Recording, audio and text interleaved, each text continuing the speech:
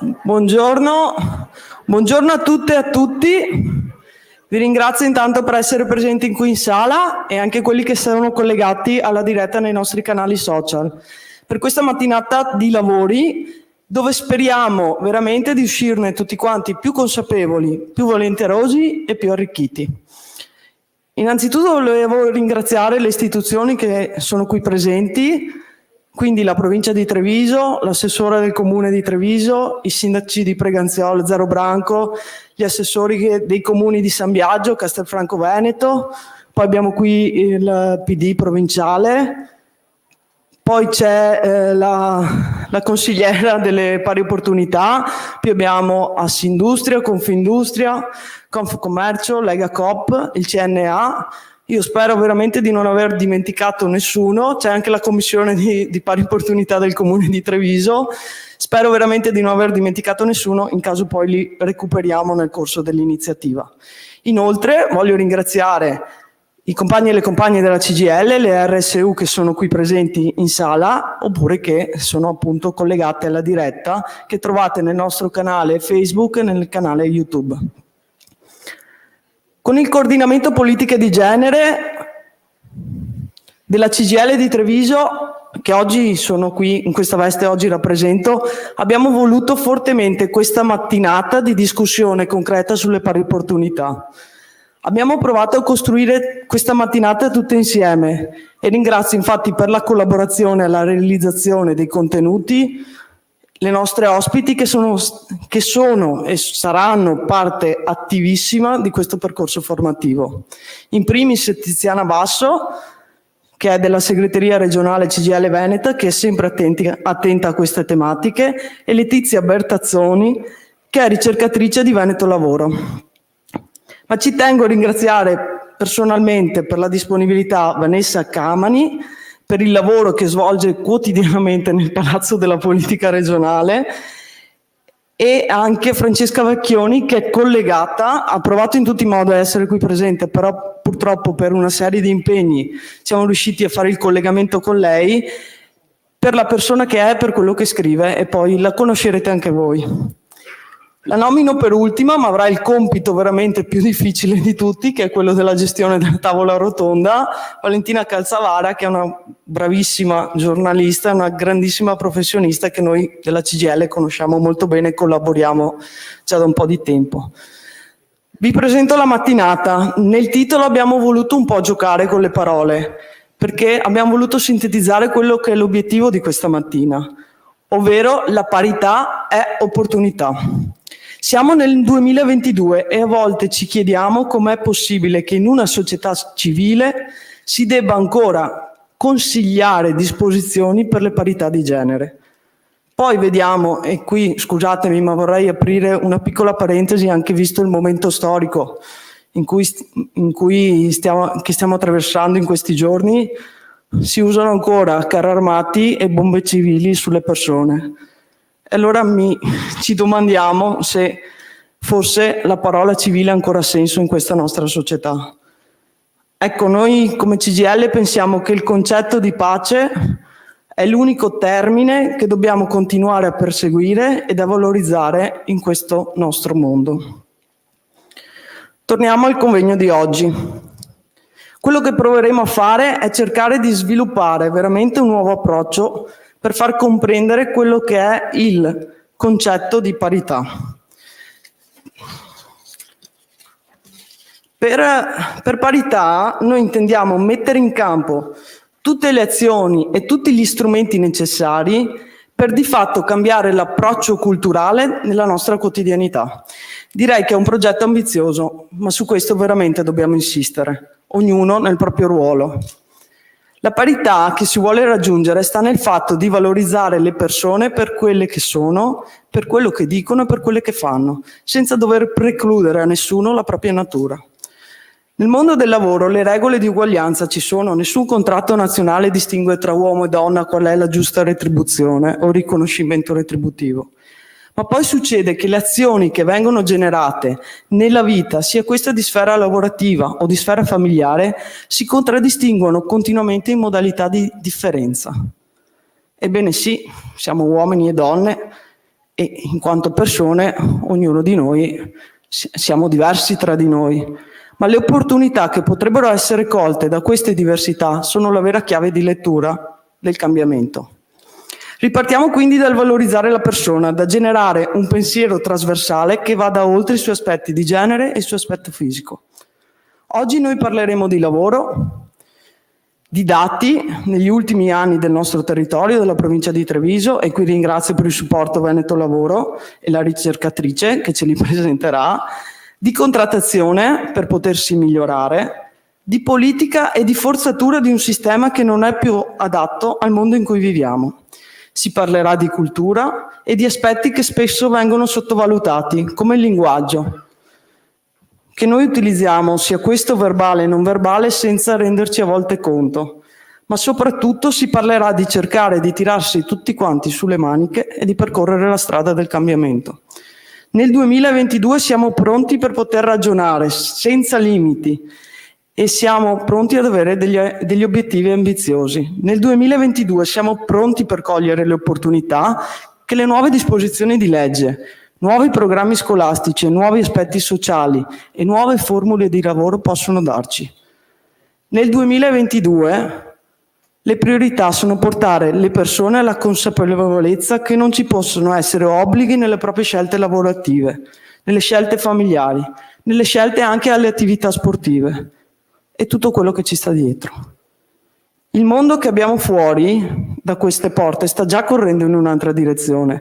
Forse non ce ne rendiamo conto, ma se non saldiamo questo gap di genere, ci troveremo ad essere una nazione arretrata e non competitiva. Io vi auguro a tutti, veramente, e a tutte, una mattinata di formazione. Prima di cominciare, comunque, vorrei invitare qui sul palco gli ospiti che apriranno con i loro saluti la mattinata. E quindi cominciamo con il segretario generale della Camera del Lavoro della CGIL di Treviso, Mauro Visentin.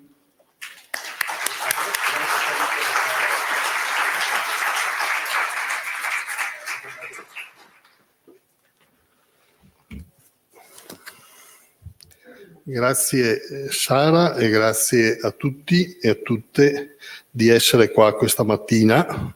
Saluto anch'io tutti i convenuti a questa giornata che anch'io vorrei definire di formazione.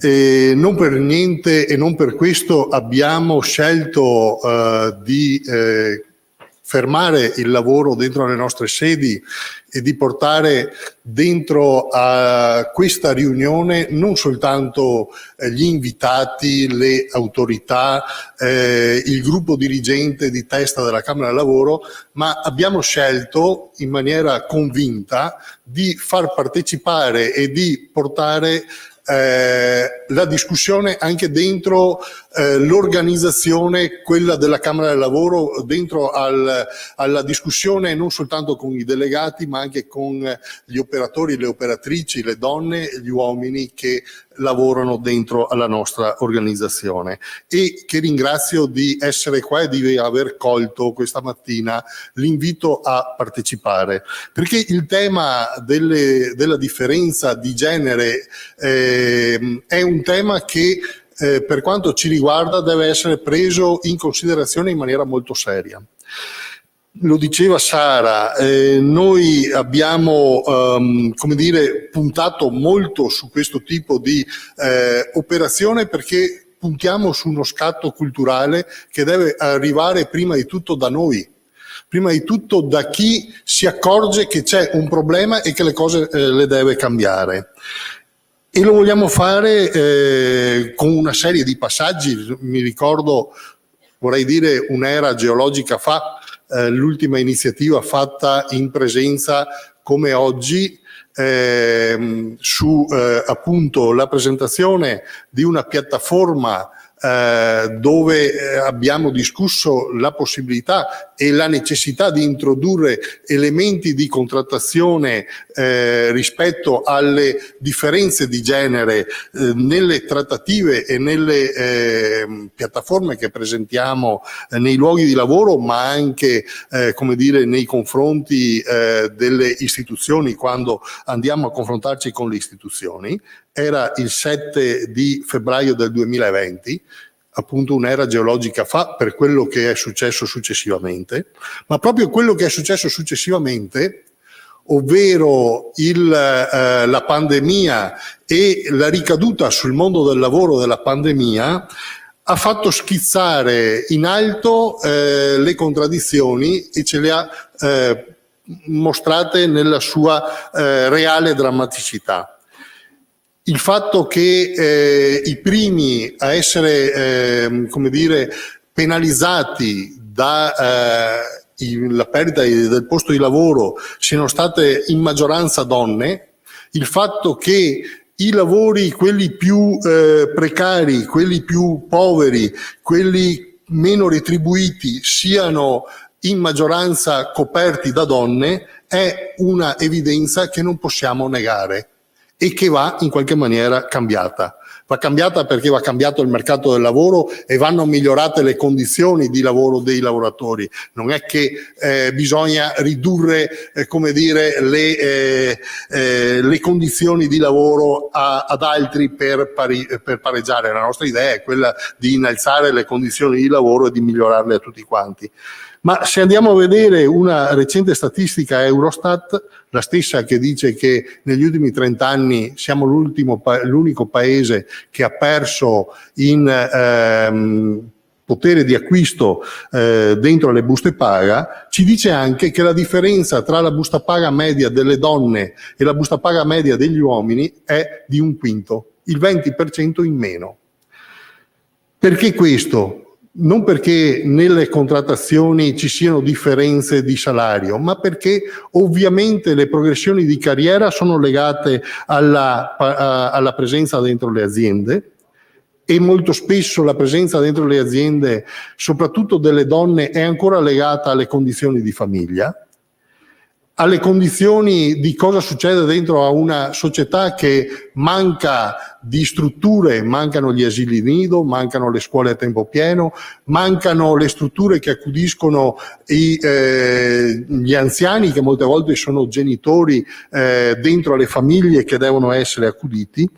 E pertanto appunto manca quel salto culturale che noi pensiamo sia utile fare in queste, come dire, partendo da queste discussioni, coinvolgendo, come dicevo prima, il corpo dirigente della CGIL, i delegati, le delegate, coinvolgendo le istituzioni, coinvolgendo le controparti, ma coinvolgendo anche i lavoratori, perché noi dovremmo partire da casa nostra a cambiare effettivamente le modalità con cui si sta nei luoghi di lavoro. Ovviamente questo non basta, servono le leggi. Questa mattina parleremo anche di una legge regionale che in qualche maniera incentiva questo salto culturale, per cui ben vengano le leggi, ben vengano gli incentivi nel mondo del lavoro alle aziende e ai lavoratori per promuovere appunto le pari opportunità, perché ne abbiamo bisogno tutti quanti, ne abbiamo bisogno in generale, magari, prima di tutto ne hanno bisogno le donne, ma ne abbiamo bisogno anche noi maschietti. Pertanto vi auguro buon lavoro a tutti quanti. Grazie.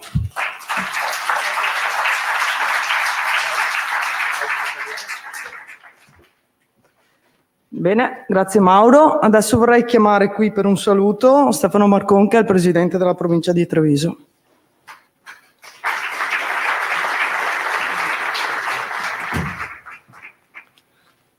Grazie, mi associo ai saluti di chi mi ha preceduto e ringrazio per l'invito che mi avete riservato. Parlando di pari opportunità, al sottoscritto viene in mente una recente classifica del Sole 24 Ore che individua la provincia di Treviso come la prima in Italia in termini di pari opportunità. ed è un risultato che gratifica, che abbiamo colto, perché a mio modo di vedere in provincia di Treviso c'è una rete che si interroga e che lavora per far sì che le questioni di disparità di genere si appianino, e lavora appunto perché non ci siano differenze. È una rete all'interno della quale, assieme alle istituzioni, abbiamo il mondo del sindacato, abbiamo vari portatori di interesse, in una delega che, ricordo, è rimasta fondamentale, quella della pari opportunità per la provincia di Treviso. Tra le poche deleghe fondamentali vi è quella del tema delle pari opportunità. Nei ruoli che rivesto ho una vice sindaca, ho una vicepresidente donna, non so mai se declinarlo al femminile oppure no. Abbiamo per la prima volta in provincia di Treviso un segretario generale donna. Non mi è mai passato per la testa che fosse il fatto che siano donne oppure no un quid in più per nominarle in questo ruolo. L'ho già detto in occasione di quel momento in cui appunto è venuta fuori la classifica del Sole 24 Ore. E questo non basta. Non basta, perché bisogna lavorare per superarsi, e superarsi quando si è primi è molto difficile, ma il momento in cui ci si trova e si dialoga assieme aiuta ad affinare quelle linee guida che fanno sparire queste differenze culturali, soprattutto, che poi si traducono nel mondo del lavoro con quello che hai detto tu, Mauro, poco fa, e quindi differenze salariali o altro. Quando parliamo di pari opportunità, io penso anche al mondo della disabilità, perché non dovrebbe esserci e non deve esserci una differenza di opportunità per una sofferenza fisica della persona. Quindi grazie per l'invito, un plauso per aver posto il tema, per discutere di questo tema oggi, dopo tanto tempo. Farlo in presenza e con una sala così gremita, io credo sia anche il sentiment che si aspettava dal tessuto della provincia di Treviso, e quindi un plauso alla CGIL per aver promosso questo momento di incontro. Mi scuso per non poterne rimanere sino alla fine, qualche rappresentante sia provinciale che comunale rimarrà ad ascoltare i vostri lavori, e nell'augurarvi buona giornata io vi saluto. Grazie e buona giornata.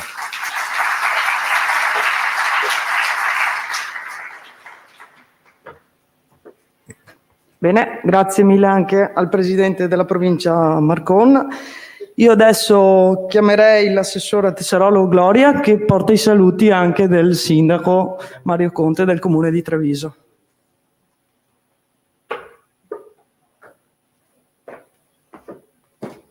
Buongiorno a tutti, grazie alla segretaria Pasqualin, grazie al segretario Visentin, saluto le autorità, il Presidente Marcon e tanti colleghe che vedo presenti. Oggi è con orgoglio che porto il saluto del Sindaco Mario Conte e quello della città di Treviso. L'orgoglio di una città e di un territorio che, come diceva il Presidente poc'anzi, ha scalato le classifiche e che è il risultato di un lavoro che facciamo da tantissimo tempo. Io mi occupo di pari opportunità, vivo il mondo delle pari opportunità da circa 20 anni e so quanto questa provincia ha fatto e sta facendo, quante donne che vedo e riconosco in sala, a cui poi si sono anche, come dire, collegati tantissimi uomini, perché dobbiamo dare il giusto tributo anche alla parte maschile, hanno lavorato per arrivare a questo risultato oggi. L'orgoglio che oggi esprimo è l'orgoglio di vedere sempre più frequenti queste iniziative, che hanno una natura speciale in questo tempo, e quanto diceva Sara in apertura.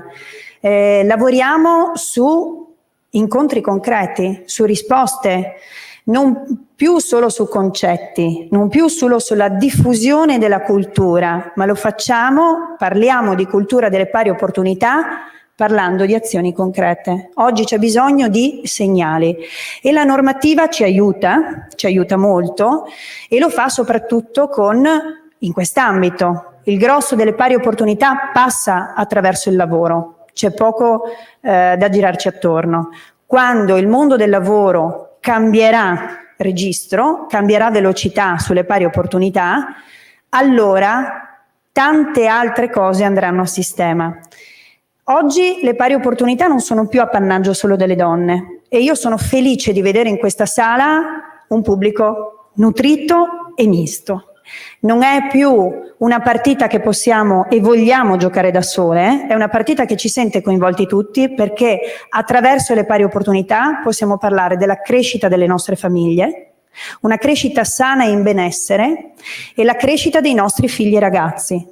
Quindi investire oggi nelle pari opportunità è di sicuro un'opportunità per la crescita del Paese, e parliamo di PIL e i dati ce lo dicono, ma è di sicuro una crescita sociale del nostro Paese, è un investimento che possiamo fare con i ragazzi e con i giovani uomini e con le giovani donne, perché la crescita delle pari opportunità nasce nelle famiglie e la cultura delle pari opportunità si trasmette attraverso le famiglie e attraverso la scuola. Quindi oggi sono davvero felice, ascolterò tutta la giornata di lavori con molto interesse, e colgo anche l'occasione per dirvi che tra i vari primati, a maggio, 5, 6 e 7 maggio, la città di Treviso con la Commissione Pari Opportunità e il progetto Donne Veneto, una neo-associazione che si è creata da un'esperienza però molto radicata qui a Treviso, farà una prima 3 giorni il Festival Treviso Città per le Donne, per cominciare a lavorare in maniera trasversale e a guardarci in faccia e a dire che caratteristiche deve avere una città per le donne. E da qui apriamo la riflessione anche per il futuro. Quindi siete ovviamente già tutti invitati, auguro buon lavoro a tutti voi, ringrazio ancora per l'invito.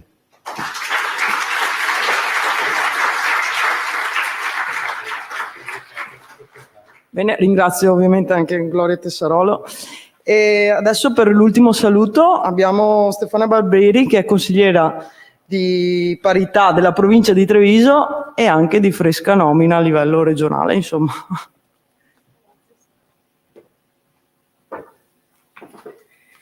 Grazie alla CGIL, grazie a Sara Pasqualin in particolare e al segretario della CGIL. E mi sono molto felice di essere qui oggi perché era un po' di tempo che non ci vedavamo. E abbiamo sentito tanti riconoscimenti, tante competenze dal presidente della provincia, dall'assessore Tessarolo. È vero, le donne sono brave, sono competenti, però purtroppo i numeri sono ancora bassi, nel senso che la rappresentanza non è ancora paritetica, chiamiamola così, no? E infatti siamo qui questa mattina proprio per capire quelli che sono i numeri. E purtroppo noi proveniamo da una realtà, una storia che ci ha molto penalizzate. Io con Valeria Zagolin e Emiliana Losma stiamo completando una bellissima ricerca che dopo distribuiremo, speriamo, tra il mese di maggio e il mese di giugno, sull'imprenditoria femminile trevigiana a partire dalla seconda metà dell'Ottocento, quindi dopo l'Unità d'Italia. E purtroppo i numeri sono bassissimi, nel senso che le imprese femminili sono veramente poche, sono state veramente poche, adesso qualcuna in più, però parlare di parità è ancora molto lontano. E le imprese femminili, non vorrei dirlo, ma da metà Ottocento fino a qualche anno fa, pochi anni fa, erano rappresentate più che altro da vedove, che magari prendevano il comando dell'azienda quando il marito non c'era più, o da vedove bianche. Quindi purtroppo questa è la nostra storia. Ma io sono molto fiduciosa perché, come diceva l'assessore Tessarolo, il presidente della provincia, insomma Treviso sta emergendo proprio perché l'abbiamo visto, insomma stiamo facendo un lavoro eccezionale, straordinario oserei dire, perché io mi confronto anche con colleghe di altre parti d'Italia e devo dire che Treviso insomma possiamo dire che è un fiore all'occhiello, ecco. Vi do un piccolissimo aneddoto sulla ricerca che poi insomma avrei piacere che tutti voi aveste, ma insomma questo lo vedremo, e mi rivolgo in particolare all'assessore Tessarolo. Allora, nel 1875 Piazza Indipendenza si chiamava Piazza delle Donne.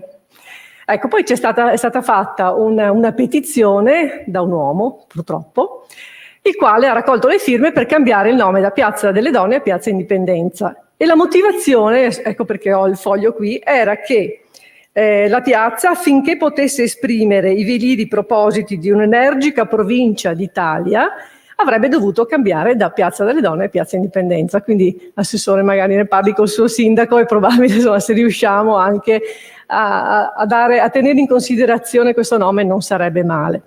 Ecco, parlando di storia, voi sapete che, a parte la parentesi della Prima Guerra Mondiale, dove le donne sostituivano gli uomini perché andavano al fronte, quindi c'era una grande presenza femminile, anzi era quasi esclusivamente presenza femminile nel lavoro, poi il Novecento è stato un percorso molto doloroso, insomma pieno anche di soddisfazioni, di risultati, però voi lo sapete, insomma la parità è ancora lontana. A me piace parlare poi, oltre che di parità e di valorizzazione, come diceva bene Sara prima, mi piace parlare anche di equilibrio di genere, perché una società funziona, una famiglia funziona se c'è l'equilibrio e se c'è l'armonia. Ecco. Quindi insomma, i risultati ne abbiamo raggiunti tanti, però insomma, credo che la parità o l'equilibrio di genere sia ancora un po' lontano, perché i numeri ci dicono questo, ma poi li sentiremo bene. L'auspicio che io e l'augurio che io vorrei fare a tutti noi è di ritrovarci qui, non a breve, a brevissimo, perché purtroppo anagraficamente stiamo andando tutti avanti, per fortuna, e a brevissimo per vedere dei numeri che ci rappresentano una realtà diversa da quella che poi sentiremo, cioè una realtà di equilibrio, di parità, di valorizzazione, di rappresentanza, perché questo è il territorio di Treviso. Tutti noi ci stiamo impegnando per questo. La platea, abbiamo visto, è eterogenea, quindi mi fa molto piacere, mentre fino a qualche anno fa si vedeva soprattutto un pubblico femminile, e invece guarda, sono veramente molto contenta, quindi significa che tutti i nostri sforzi insomma stanno dando dei buoni risultati. Mi raccomando però, dobbiamo arrivare quanto prima a questo famoso equilibrio di genere. Io vi ringrazio ancora e sarà sicuramente una mattinata interessante e poi avremo modo anche di confrontarci. Grazie.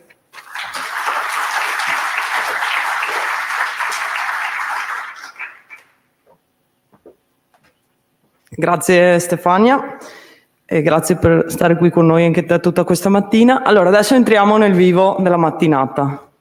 Allora, io chiamerei qui sul palco Vanessa Camani, appunto, che è consigliera nella regione e che è una la prima firmataria, la prima firmataria appunto di questa famosa disposizione di legge che è stata firmata finalmente nei mesi scorsi, insomma, che ha avuto tutto un percorso travagliato e che oggi lei ci presenta qui. Grazie.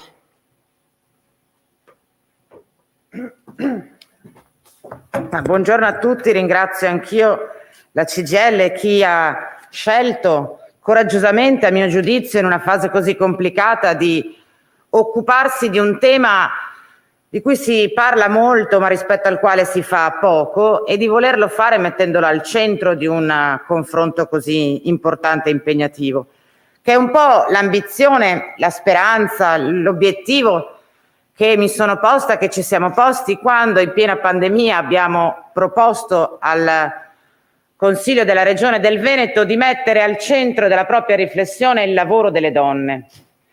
E non era un pensiero casuale, ma era esattamente finalizzato a ricordare a tutti come il lavoro, ma direi la vita delle donne, fosse da un lato fondamentale e dall'altro sotto attacco proprio durante la pandemia.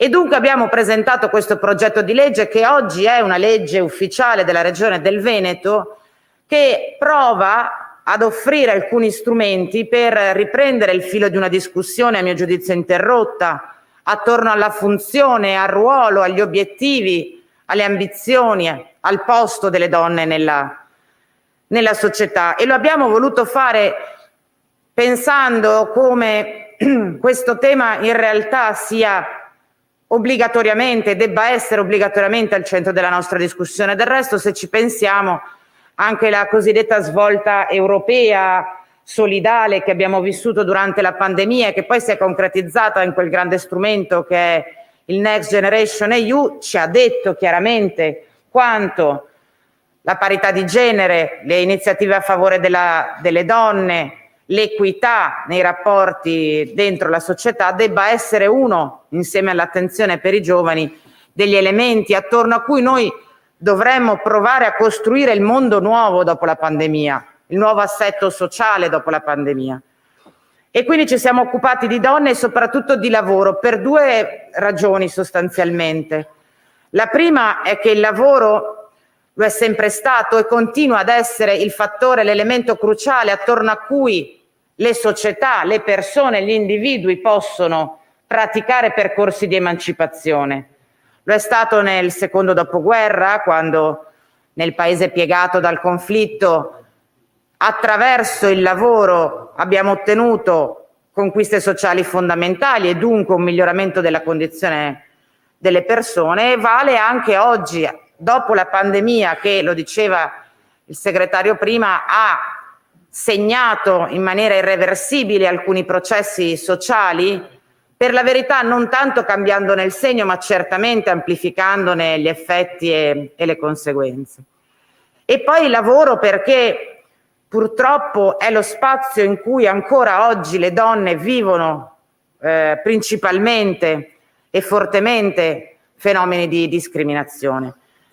E dunque su queste diciamo, convinzioni generali abbiamo costruito questo progetto di legge che parte dalla fotografia dell'esistente, la dirò per titoli, poi ci sarà modo anche di approfondire di più.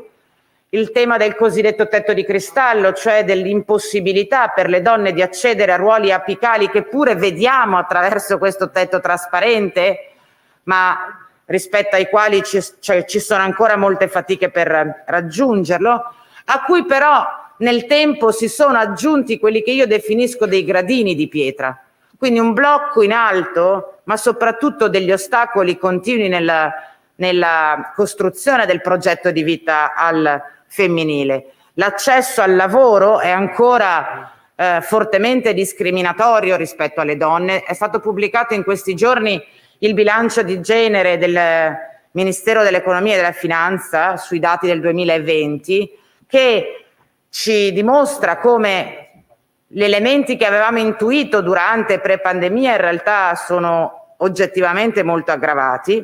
Quindi le donne accedono al lavoro in misura fortemente minore rispetto agli uomini, a parità di condizione. Il tasso di occupazione femminile dal 2013 in questi anni è tornato a scendere e il divario tra tasso di occupazione tra maschi e femmine dal 2020 in poi si è fortemente aggravato anche in questa regione.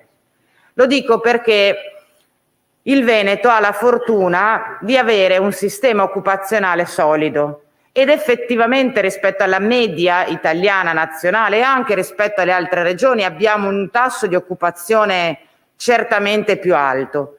Ma malgrado in Veneto lavorino più persone, la differenza di occupazione tra maschi e femmine del Veneto è esattamente identica a quella delle altre regioni, a dimostrazione di come neppure percorsi virtuosi in riferimento ai dati sull'occupazione automaticamente generano la riduzione di questo divario.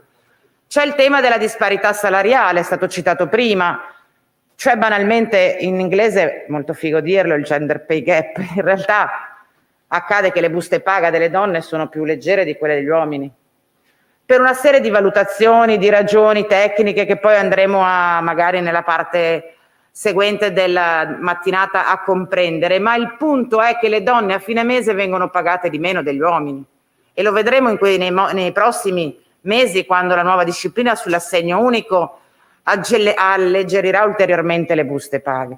E questo è un fenomeno che ha degli effetti non soltanto immediati, nel senso che le donne guadagnano meno, ma effetti che riguardano ad esempio la prospettiva pensionistica, perché se io guadagno meno contribuisco meno e vado in pensione con cifre più basse, ma le donne guadagnando meno sono quelle più propense a lasciare il posto di lavoro se c'è una necessità di cura che si aggiunge in famiglia, quindi una sorta di circolo vizioso molto dannoso. E infine c'è il tema della qualità del lavoro delle donne, che è il tema che dal mio punto di vista è quasi più urgente. Cioè le donne lavorano meno, fanno più fatica ad avere un posto di lavoro, vengono pagate meno e poi non sono messe nelle condizioni di avere un lavoro di qualità. I dati della pandemia, il mese famosissimo di dicembre 2020, in cui su 101.000 posti di lavoro persi in un mese, 99.000 erano di donne, ci dà l'idea di come il lavoro delle donne sia sostanzialmente precario, sia il lavoro più facilmente eliminabile. Ecco, tutti questi e molti altri per la verità temi oggettivi ci hanno portato a presentare e poi ad approvare, devo dire non con una certa sorpresa, all'unanimità questo progetto di legge che si vuole occupare appunto di promuovere l'uguaglianza salariale tra maschi e femmine e il lavoro di qualità per le donne. La legge si articola in diversi strumenti, sinteticamente provo a dire quelli che a mio giudizio possono essere più utili alla discussione di oggi. Intanto impegniamo la Regione del Veneto ad adottare il bilancio di genere come strumento di analisi e valutazione delle politiche regionali. Guardo la consigliera di parità perché sono certa che comprenderà l'importanza di questa previsione, perché è chiaro che noi che facciamo le leggi dobbiamo abituarci a misurare la bontà della decisione politica che assumiamo anche sulla base dell'impatto che quella decisione ha e di farlo cercando di comprendere se aiuta o meno quel percorso di avvicinamento alla parità di cui abbiamo parlato finora. E poi la legge utilizza alcuni strumenti per appunto ridurre quel divario nella retribuzione media percepita. Calcolate che stiamo parlando di un divario che mediamente si attesta nel settore privato attorno al 20%, cioè gli uomini guadagnano a parità di mansione, a parità di qualifica, mediamente il 20% in più delle donne. Ora, siccome siamo convinti che i processi di emancipazione sociale possano avvenire meglio se stimolati dal punto di vista positivo, crediamo che questo debba essere, come dire, un percorso virtuoso in cui tutti, maschi e femmine, sono ingaggiati. Abbiamo immaginato un meccanismo premiale e non punitivo e quindi verrà istituito in questa regione un registro, diciamo così, delle imprese virtuose che potrà comprendere tutte le imprese, anche quelle con meno di 50 dipendenti, che decidono di rendere conoscibili e trasparenti i dati rispetto alla loro azienda in riferimento al numero di assunzioni, alla percentuale tra maschi e femmine, alle procedure, alle modalità di erogazione delle buste paga, alle eventuali politiche conciliative dei tempi di vita e di lavoro. Ecco, tutte le imprese che volontariamente su base telematica, con un sistema semplice, perché poi la burocrazia non aiuta questi percorsi, decideranno di aderire a questo progetto e dunque di iscriversi a questo registro, avranno il diritto ad avere delle premialità rispetto a tutti i bandi della Regione del Veneto o degli incentivi economici rispetto a tutte i finanziamenti erogati appunto dalla Regione del Veneto. Questo vuole essere un meccanismo che valorizzi le imprese che già fanno politiche di genere, che incentivi chi non le fa a farle, puntando anche, se fosse possibile, sull'effetto reputazionale che l'iscrizione a quel registro può determinare in una società dove l'immagine anche di chi produce è fondamentale. Quindi ci piacerebbe che anche per le imprese fosse più semplice comprendere l'importanza delle politiche di genere, anche perché conviene, anche perché potrebbe essere un'ottima forma di pubblicità positiva rispetto a quel prodotto. Naturalmente, perché questo meccanismo funzioni, servono delle campagne formative, informative che coinvolgano gli attori sociali, perché questo meccanismo produca gli effetti di cui stiamo parlando. E da questo punto di vista la funzione e il ruolo delle organizzazioni sindacali è strategico, perché è evidente che le politiche aziendali all'interno delle organizzazioni possono essere implementate non con una legge della regione, ma attraverso la capacità che attori datoriali, organizzazioni sindacali riescano sui territori, attraverso la contrattazione territoriale, ad individuare quali sono le necessità organizzative di quella specifica azienda o di quello specifico comparto. Quindi non mi ricordo chi lo diceva prima, stiamo parlando di una legge che offre uno strumento che poi deve poter essere messo nelle condizioni di vivere attraverso la maturità che sindacati e datori di lavoro dimostreranno nel voler realmente perseguire la parità. Ci sarà anche dentro il sito di Veneto Lavoro una sezione dedicata appositamente al lavoro femminile che si chiamerà Sportello Donna, dove le persone potranno agevolmente recuperare tutte le informazioni che riguardano o domande, offerta di lavoro al femminile, corsi di formazione, indirizzi alla imprenditorialità e all'autoimpiego, che è un altro elemento fondamentale rispetto alla capacità delle donne di costruirsi un progetto di vita. E poi ci sono alcuni provvedimenti che invece riguardano, diciamo, alcune falle del sistema. Uno strumento riguarda il contrasto alle cosiddette dimissioni in bianco o in generale a tutti gli atti illeciti che coinvolgono le donne nel mondo del lavoro, in particolar modo durante il periodo della maternità, e prevediamo poi che per le donne che sono state vittime di violenza, che hanno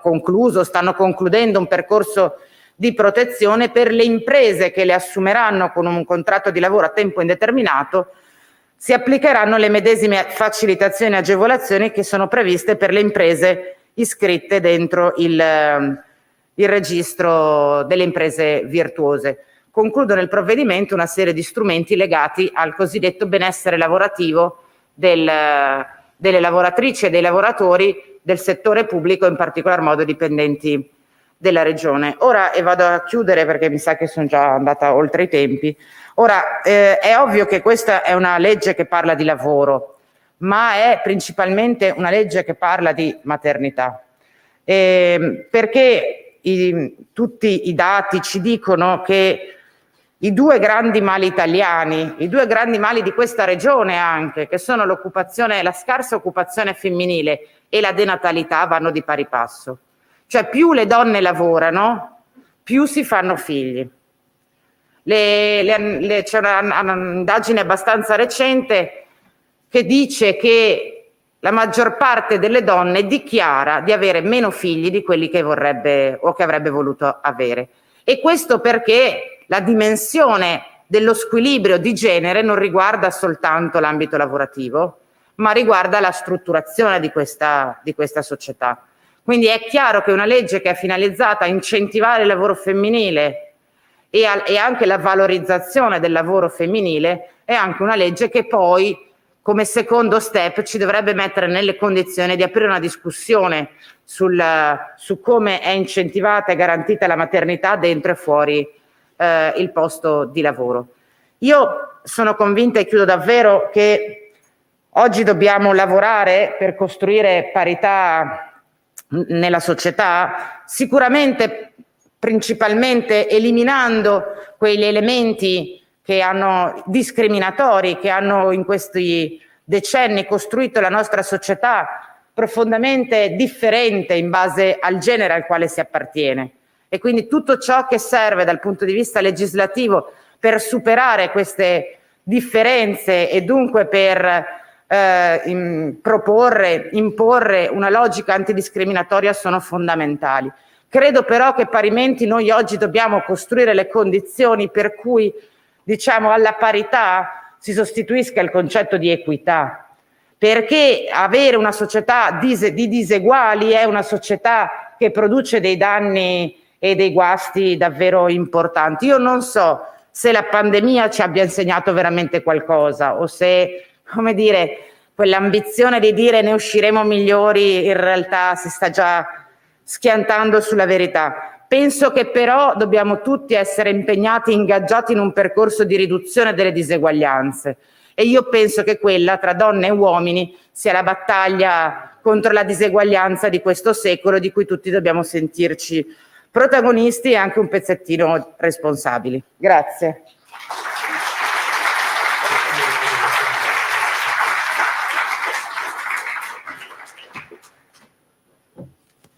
Bene, ringrazio Vanessa, poi l'avremo ospite anche nella tavola rotonda, assieme appunto a Tiziana Basso e a Francesca Vecchioni.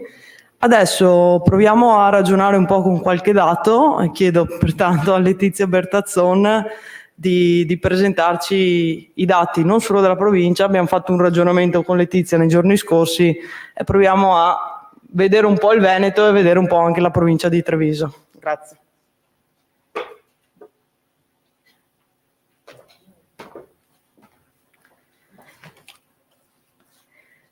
Grazie mille, buongiorno a tutti e grazie dell'invito a questo diciamo affollatissimo evento. È ormai da tempo che siamo abituati a webinar, a eventi online, e ritrovarsi di nuovo in presenza e con una presenza così numerosa, devo dire che effettivamente è un po' anche ti mette un po' alla prova, insomma, dopo tanto tempo. Nulla, allora il compito che io ho è quello di, cambiando un po' il registro rispetto alle riflessioni fatte in precedenza, nel senso che adesso vi porterò il punto di vista della ricerca, le informazioni che riguardano un po' gli esiti di quelli che sono i percorsi, le analisi che noi svolgiamo quotidianamente.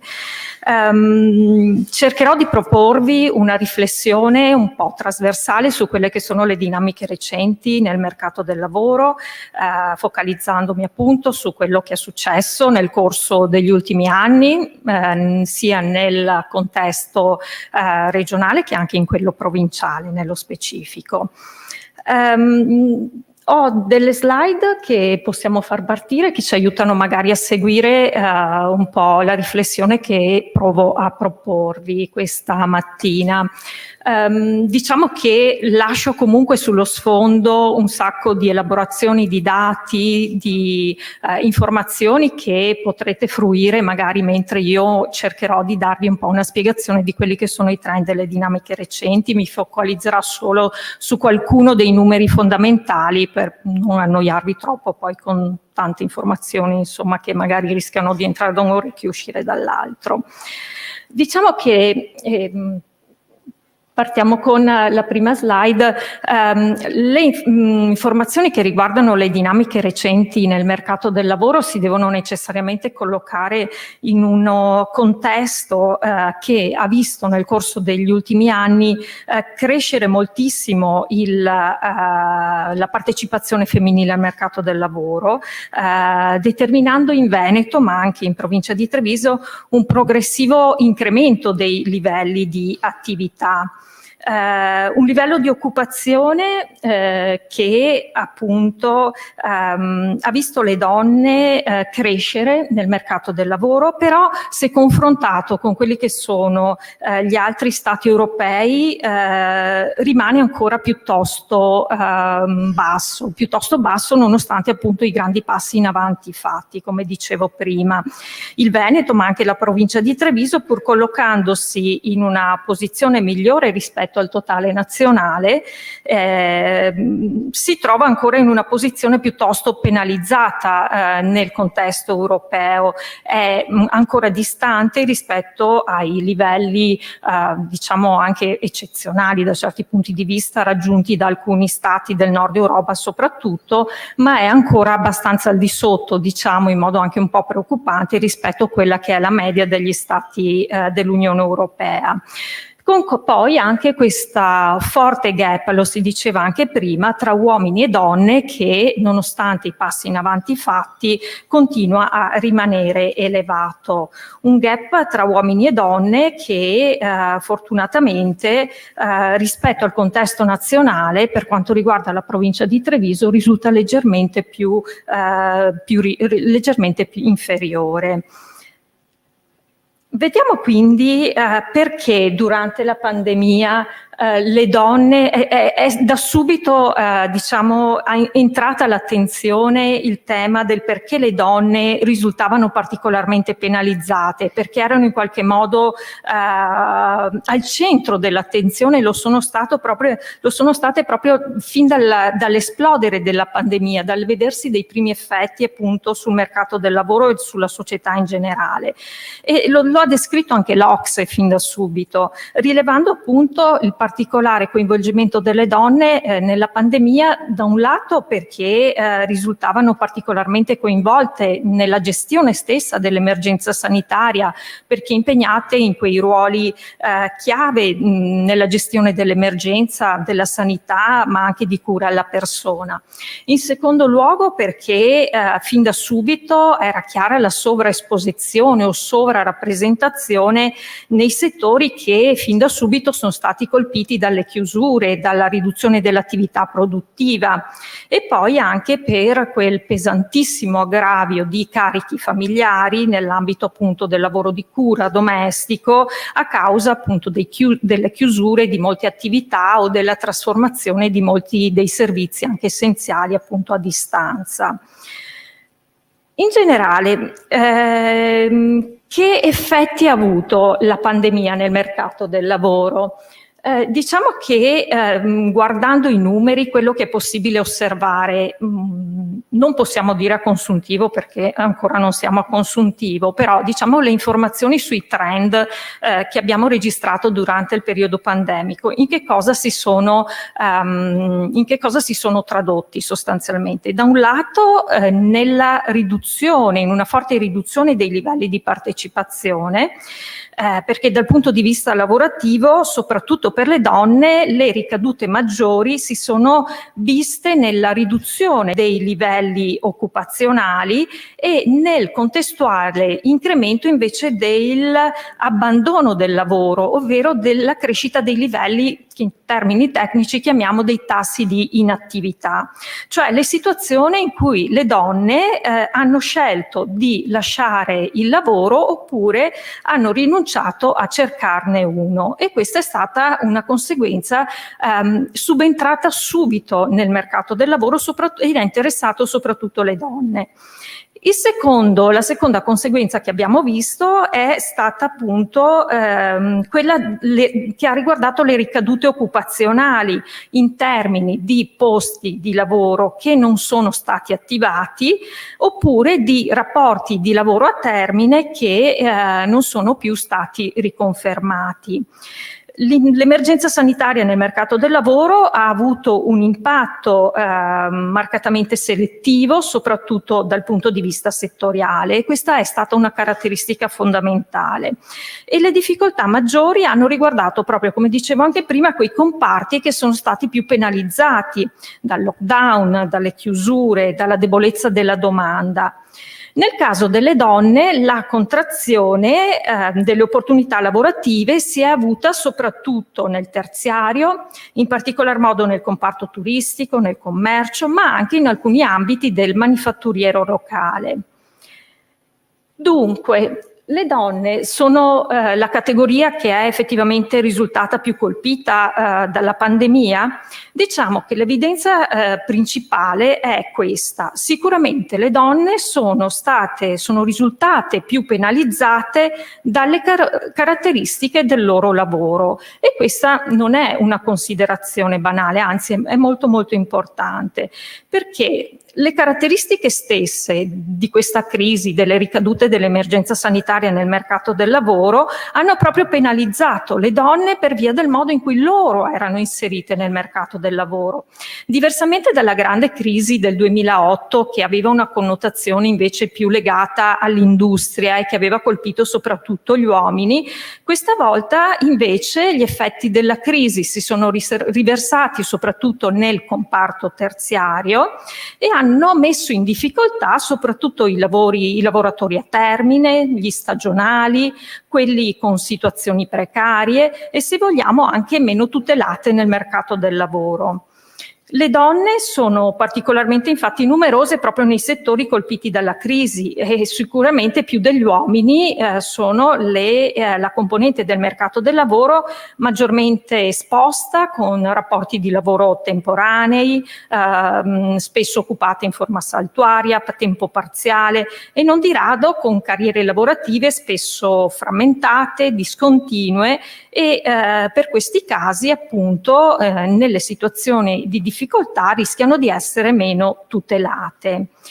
La pandemia quindi non ha fatto altro che riportare all'attenzione dei vecchi problemi e le pesanti difficoltà sul fronte occupazionale vanno nel caso delle donne ricollegate a quelle che sono le tradizionali debolezze che da sempre caratterizzano la partecipazione al mercato del lavoro delle donne.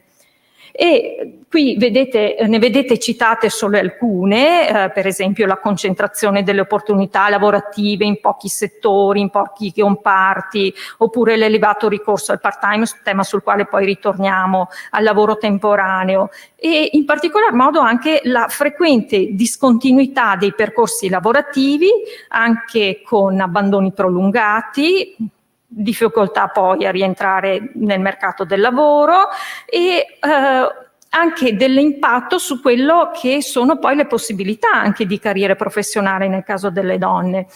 Questo tema, l'ultimo che vi ho citato, quello delle interruzioni, degli abbandoni, le difficoltà di inserimento lavorativo, ma necessariamente ricollegato, come si diceva anche in precedenza, al tema delle scelte che si trovano ad affrontare le donne, in particolar modo legate al tema della maternità, anche se non solo, ma più in generale dell'assistenza o comunque della cura all'interno dell'ambito domestico.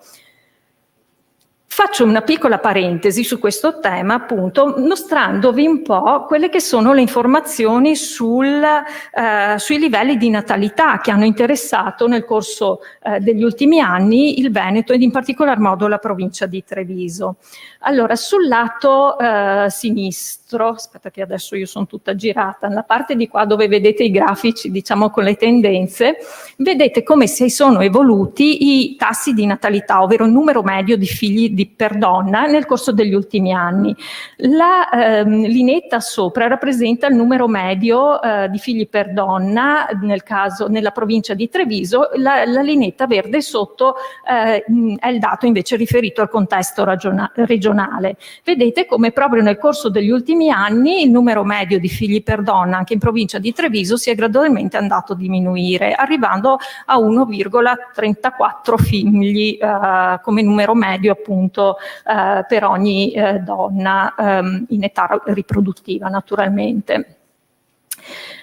Una tendenza di diminuzione che è seguita ad un leggero incremento tra il 2007, 2010, 2011, che però diciamo è assolutamente da attribuire al forte divario che interessava le donne italiane e le donne straniere ed era sospinto verso l'alto proprio dai tassi di fertilità molto elevati che si registravano in quel periodo per le donne straniere che, lo sappiamo benissimo, poi progressivamente con l'integrazione e l'inserimento nella società tendono ad assumere gli stessi comportamenti anche dal punto di vista riproduttivo appunto delle donne italiane, e quindi il contributo importantissimo che hanno dato alla crescita naturale della popolazione per molti anni sta gradualmente affievoldendosi nell'ultimo periodo.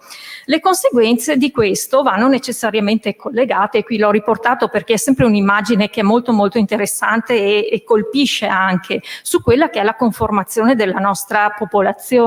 Quella che vedete che sembra una punta di una freccia oppure un kebab come qualcuno lo definisce, è la conformazione della popolazione della nostra provincia.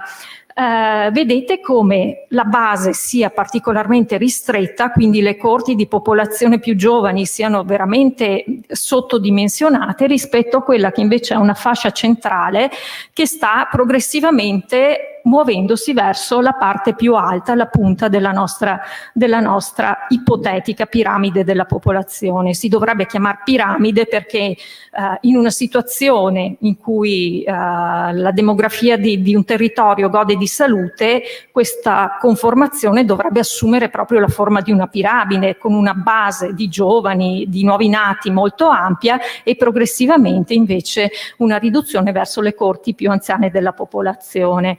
Quindi un contesto questo in cui si colloca la condizione occupazionale delle donne che ha anche queste dinamiche demografiche alla base.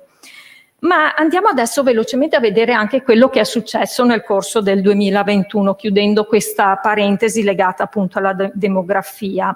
E quello che vediamo per quanto riguarda le dinamiche più recenti, questi sono i dati riferiti al Veneto perché le ricostruzioni delle serie storiche dell'Istat per il momento con la cadenza trimestrale sono riferite solo al contesto regionale, però è chiaro, sono chiari gli effetti di quella che è stata la situazione legata alla pandemia.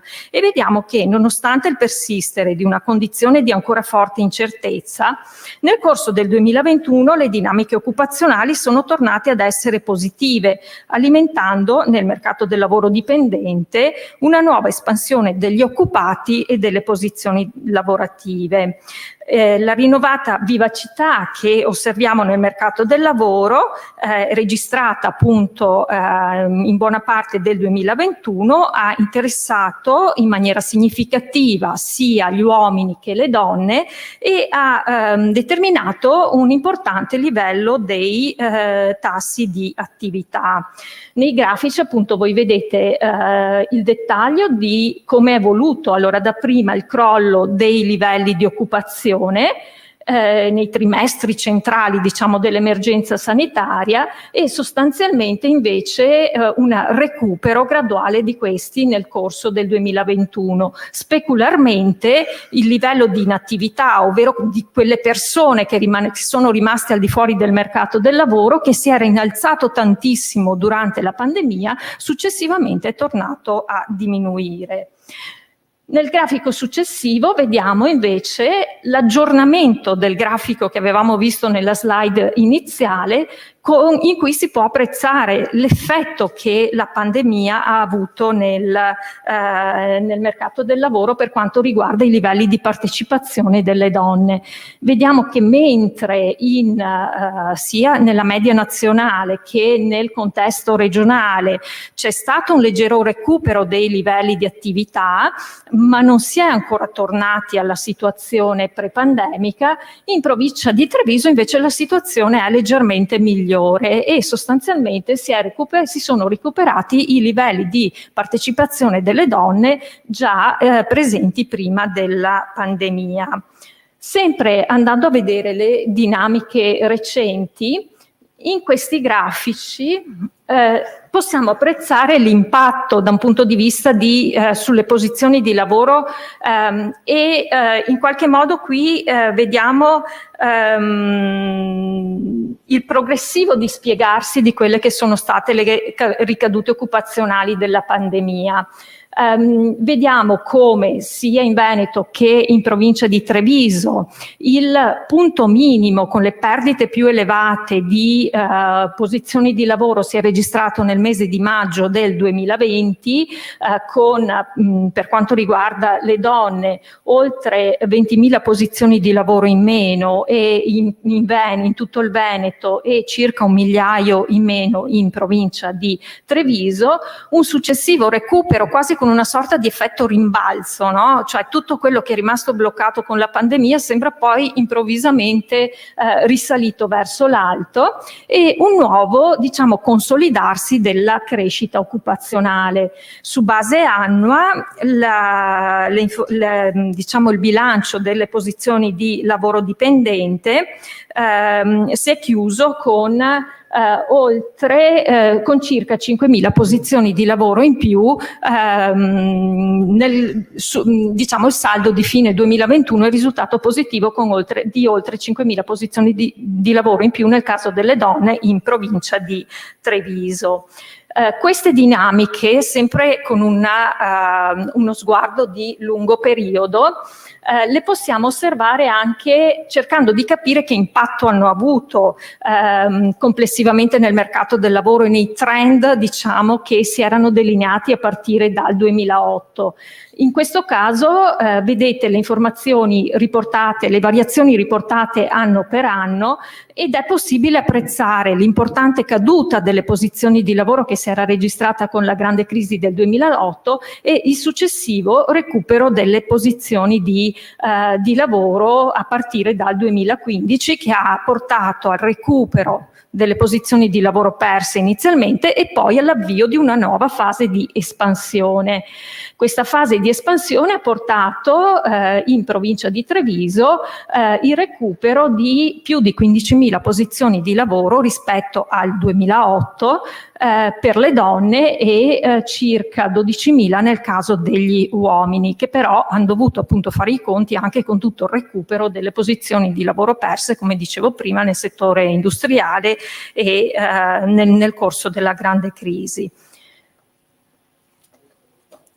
Andiamo alla slide successiva, perché chiaramente nonostante queste informazioni, questi dati che dal punto di vista delle dinamiche possono sembrare positivi, è chiaro che possiamo osservare come ci siano dei divari che continuano però a permanere nel mercato del lavoro, e in particolar modo per quanto riguarda le dinamiche occupazionali, andando ad osservare le caratteristiche della domanda di lavoro che ha generato anche questi trend positivi, vediamo che continuano a esserci delle criticità sia rispetto agli ambiti di inserimento lavorativo che alle modalità occupazionali, e in particolar modo con riferimento agli orari di impiego.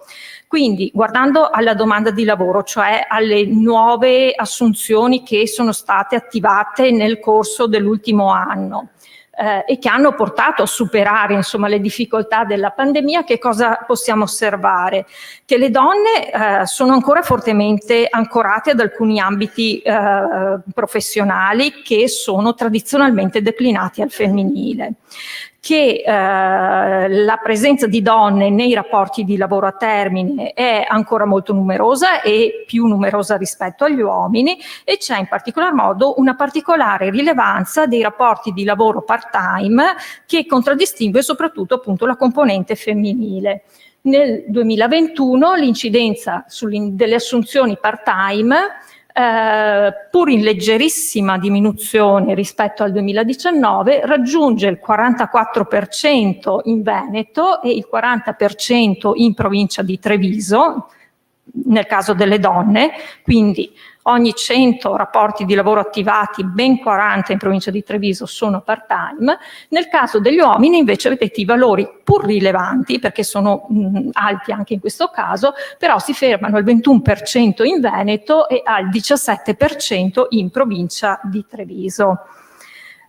Quindi anche nel corso dell'ultimo anno quello che noi osserviamo, dicevo prima, è anche una forte una ripresa dei livelli occupazionali che interessa in particolar modo alcuni ambiti del terziario, e in particolar modo ambiti legati per esempio all'istruzione, ai servizi alla persona.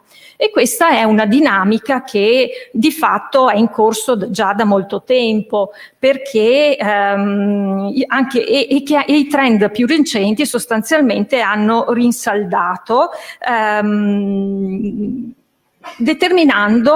agganciando quel recupero occupazionale proprio a quegli ambiti in cui tradizionalmente l'occupazione delle donne è risultata più elevata.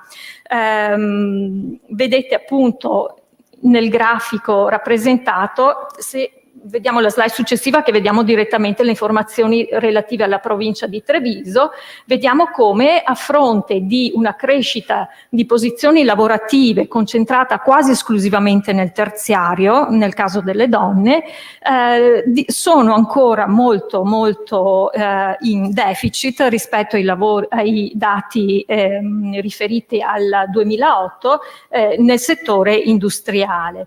Cosa vuol dire? Che dalla fine del 2008 alla fine del 2021 in provincia di Treviso ci sono state oltre 15.000 posizioni di lavoro in più nel settore del terziario, mentre il settore industriale ha ancora un valore negativo, un saldo negativo se rapportato ai valori di pre-crisi 2008.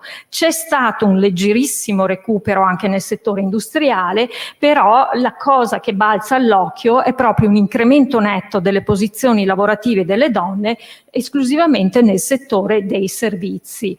Ed è emblematico sulla parte alla mia sinistra del grafico quanto successo nel settore della sanità e dei servizi sociali. In questo caso voi vedete come la crescita in quest'ambito, particolarmente anche rafforzata dalle dinamiche legate alla pandemia, alla gestione dell'emergenza sanitaria, sia quasi esclusivamente di carattere femminile, e questo insomma conferma da un lato sia il permanere di alcuni stereotipi, di alcune caratteristiche legate appunto all'inserimento delle donne al mercato del lavoro, ma anche appunto il coinvolgimento ancora una volta delle donne in questi settori occupazionali. Un passaggio obbligato a questo punto lo devo fare anche su quello che io qui ho chiamato lo strano caso, anche se non è proprio strano, della crescita delle dimissioni, che è stata un po' al centro dell'attenzione nel corso degli ultimi mesi. Diciamo che la crescita di quelle che sono le cessazioni dei rapporti di lavoro volontarie sono aumentate anche in provincia di Treviso, e le informazioni più interessanti da osservare sono queste, che rispetto agli uomini, ai trend di crescita delle dimissioni appunto degli uomini, nel caso delle donne i livelli di crescita sono stati particolarmente elevati e superiori appunto a quelli della componente maschile. Mediamente, su base annua, se le dimissioni degli uomini sono aumentate del 13%, le dimissioni delle donne nel corso del 2021, se confrontate con il 2019, sono aumentate del 20%. E questo è un dato molto importante, perché sicuramente dietro questo fenomeno si nascondono diverse motivazioni, motivazioni legate appunto alle scelte, legate alle carriere, ai percorsi lavorativi che in generale possono comunque entrare nelle professioni in un mercato del lavoro in veloce trasformazione come quello che stiamo conoscendo in questi anni. Ma possono esserci anche ragioni legate proprio a quelle che sono le condizioni lavorative, le condizioni offerte nei vari posti di lavoro.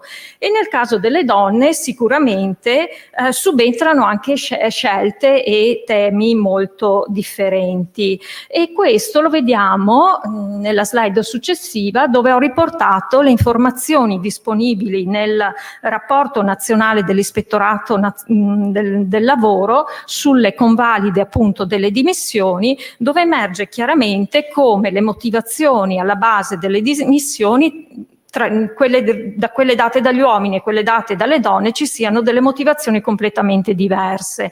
E nel caso delle donne a motivare appunto la dimissione sono soprattutto ragioni legate alla necessità di conciliare i carichi del lavoro, o comunque la necessità di trovare delle condizioni lavorative che consentano una migliore gestione dei carichi familiari. Invece, per quanto riguarda la componente maschile, il passaggio ad altra azienda è quindi l'opportunità, il fatto di accettare un'opportunità magari migliore offerta in un altro contesto lavorativo è la motivazione prevalente. Per concludere, vado verso la fine del mio intervento, vorrei proporre anche diciamo una piccola riflessione su quelli che potrebbero essere alcuni segnali positivi che ci fanno ben sperare anche per l'evoluzione e l'inserimento delle donne nel mercato del lavoro. Diciamo che cioè, proprio volerli cercare con il lanternino, non è che siano dei trend che emergono proprio con scalpore, ci dicono stanno cambiando le cose.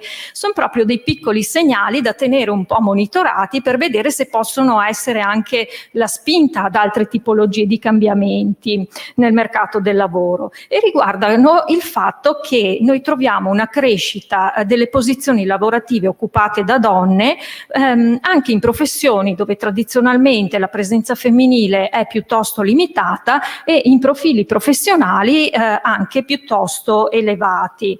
Per esempio nel comparto industriale si rafforza, seppur lentamente, l'impiego delle donne in mansioni specializzate legate alla produzione, alla gestione aziendale, all'informatica, ma anche all'ingegneria. Nel terziario invece si rafforzano le specializzazioni di tipo elevato sia nel campo dell'istruzione e della formazione, ma anche in specializzazioni di tipo tecnico-scientifico. Nel comparto sanitario avevamo già visto anche prima il trend di crescita che ha interessato le donne per quanto riguarda questo settore, la crescita anche di profili tecnici, medici e di elevati tecnici appunto sanitari. E diciamo che in tutto questo, trattandosi appunto di elevate specializzazioni, di determinati profili professionali che prevedono anche il possesso di determinati titoli di studio, è evidente che sicuramente il livello di istruzione delle donne può aver giocato, soprattutto in alcuni ambiti di, diciamo di specializzazione, può aver giocato un ruolo positivo. Infatti a livello nazionale è evidente come al crescere dei livelli di istruzione diminuiscano anche le differenze nei livelli di partecipazione al mercato del lavoro, però ciò nonostante aumenta quel divario di cui si parlava anche prima, che riguarda appunto carriere e retribuzioni, che rimane comunque anche a parità appunto di occupazione in elevati profili consistente. Chiudo con quella che è un po' diciamo la conclusione che mi ha portato anche a tracciare un po' la chiave di lettura di quelli che sono stati i percorsi di ricerca che ho fatto per quanto riguarda l'occupazione e le dinamiche occupazionali nel mercato del lavoro, che è questo, che anche nelle dinamiche recenti del mercato del lavoro, alla fine quello che noi osserviamo è che nel caso delle donne le possibilità di ingresso e permanenza nel mercato del lavoro continuano ad essere ancora contraddistinte da una sorta di reciproco vincolarsi tra specializzazioni settoriali oppure modalità di lavoro, ovvero tra le opportunità di impiego concentrate in alcuni ambiti lavorativi e le possibilità di accedere a condizioni di lavoro che sono più facili da trovare proprio in questi contesti lavorativi. Quindi è una sorta di vincolo, cioè se voglio trovare un lavoro che mi consenta di avere possibilità di conciliare agevolmente i carichi familiari o le mie necessità di flessibilità legate a 1000 ragioni, devo per forza accettare quelle opportunità di lavoro che arrivano da alcuni ambiti settoriali, che sono solo quelli che me le possono offrire nel momento attuale o che sono quelli che organizzativamente mi consentono questa gestione dell'attività. E allo stesso tempo, se voglio quelle, mi tocca rimanere vincolata a quegli ambiti settoriali, per cui alla fine è un po' un cane che si morde la coda, e fin tanto che le donne rimangono imprigionate in questa sorta di vincolo non possiamo parlare di pari opportunità, perché è chiaro che alla base di tutto questo meccanismo ci sono delle differenze concrete, effettive, di possibilità di accesso in tutti gli ambiti settoriali e in tutte le forme di occupazione. Chiudo con questa riflessione, spero di non essermi allungata eccessivamente ed lascio la parola di nuovo. Grazie per i lavori.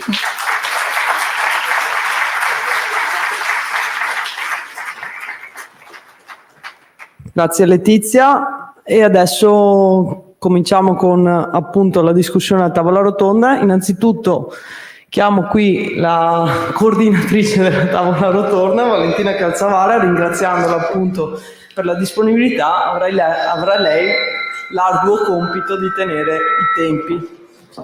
Prego Valentina. Grazie Sara. Mi sa che vibra tutto.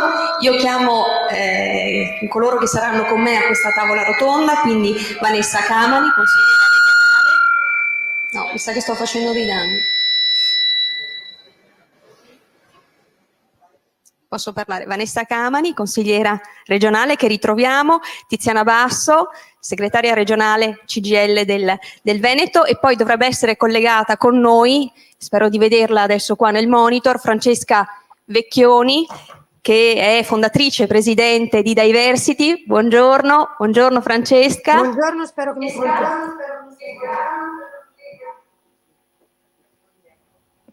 Forse c'è un po' di ritardo tra la mia voce e la sua.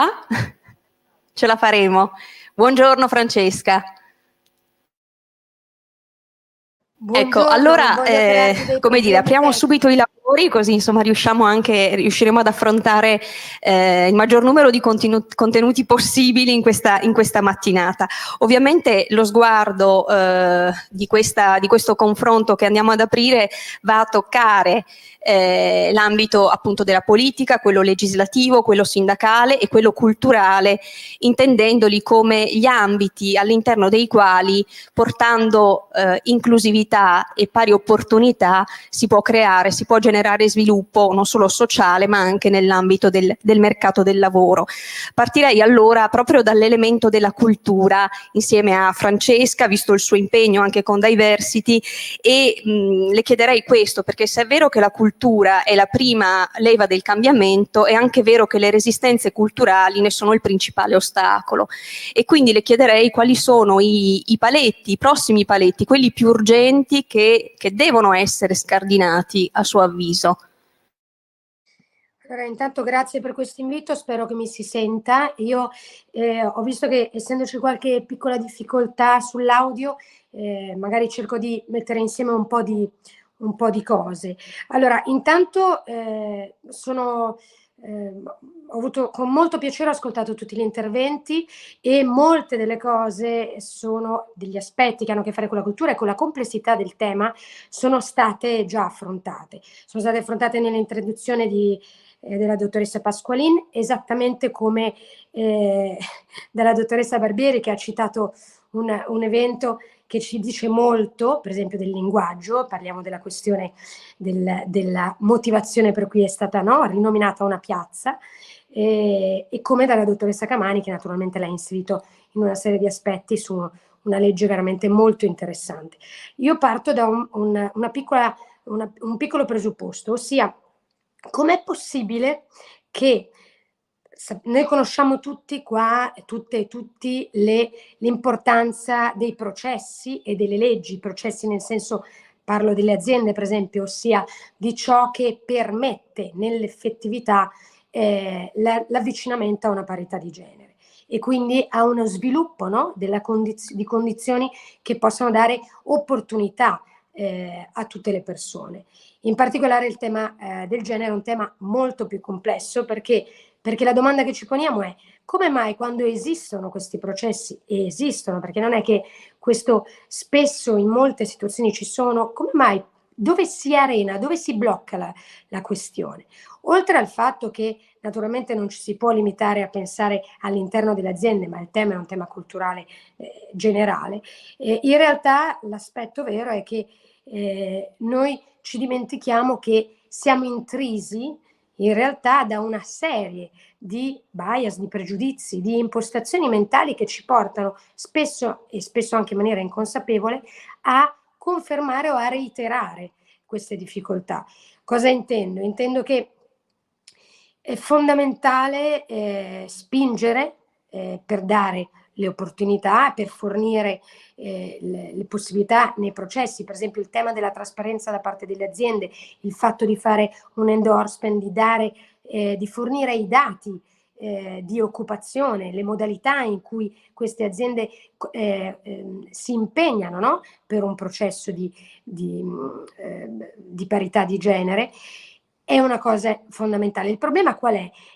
Il problema di fondo è che poi tutto l'aspetto culturale comporta che la visione, e quindi chi deve prendere delle decisioni nel momento in cui vengono fatti i colloqui per le assunzioni, nel momento in cui le persone escono dalle aziende, il dato precedente sull'uscita dalle aziende, la differenza tra il genere femminile e il genere maschile: le donne escono prevalentemente a causa per esempio dei carichi familiari, gli uomini invece perché magari cercano delle occasioni migliori in altre aziende. Ma provate a immaginare che cosa significa questo, cosa significa anche sull'impatto emotivo che c'è in ogni persona, ossia il tema che alla donna non è permesso di fare un percorso che sia una soddisfazione personale, perché il valore che si attribuisce alla donna è quello comunque di una cura della famiglia, e quindi alla fine la possibilità, per esempio, di determinare i propri sogni, il proprio immaginario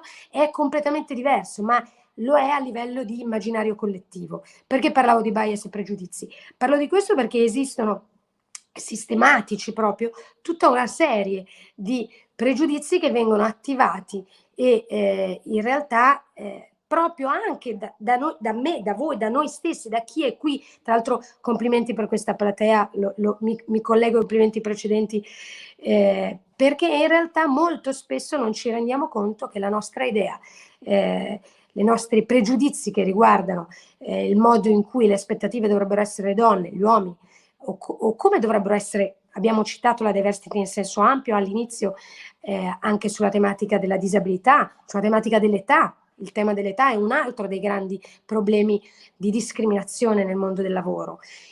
L'aspetto di base è riuscire a trovare dei sistemi e dei processi, delle agevolazioni proprio in ambito più ampio possibile. Quindi, perché ho fatto questo piccolo preambolo?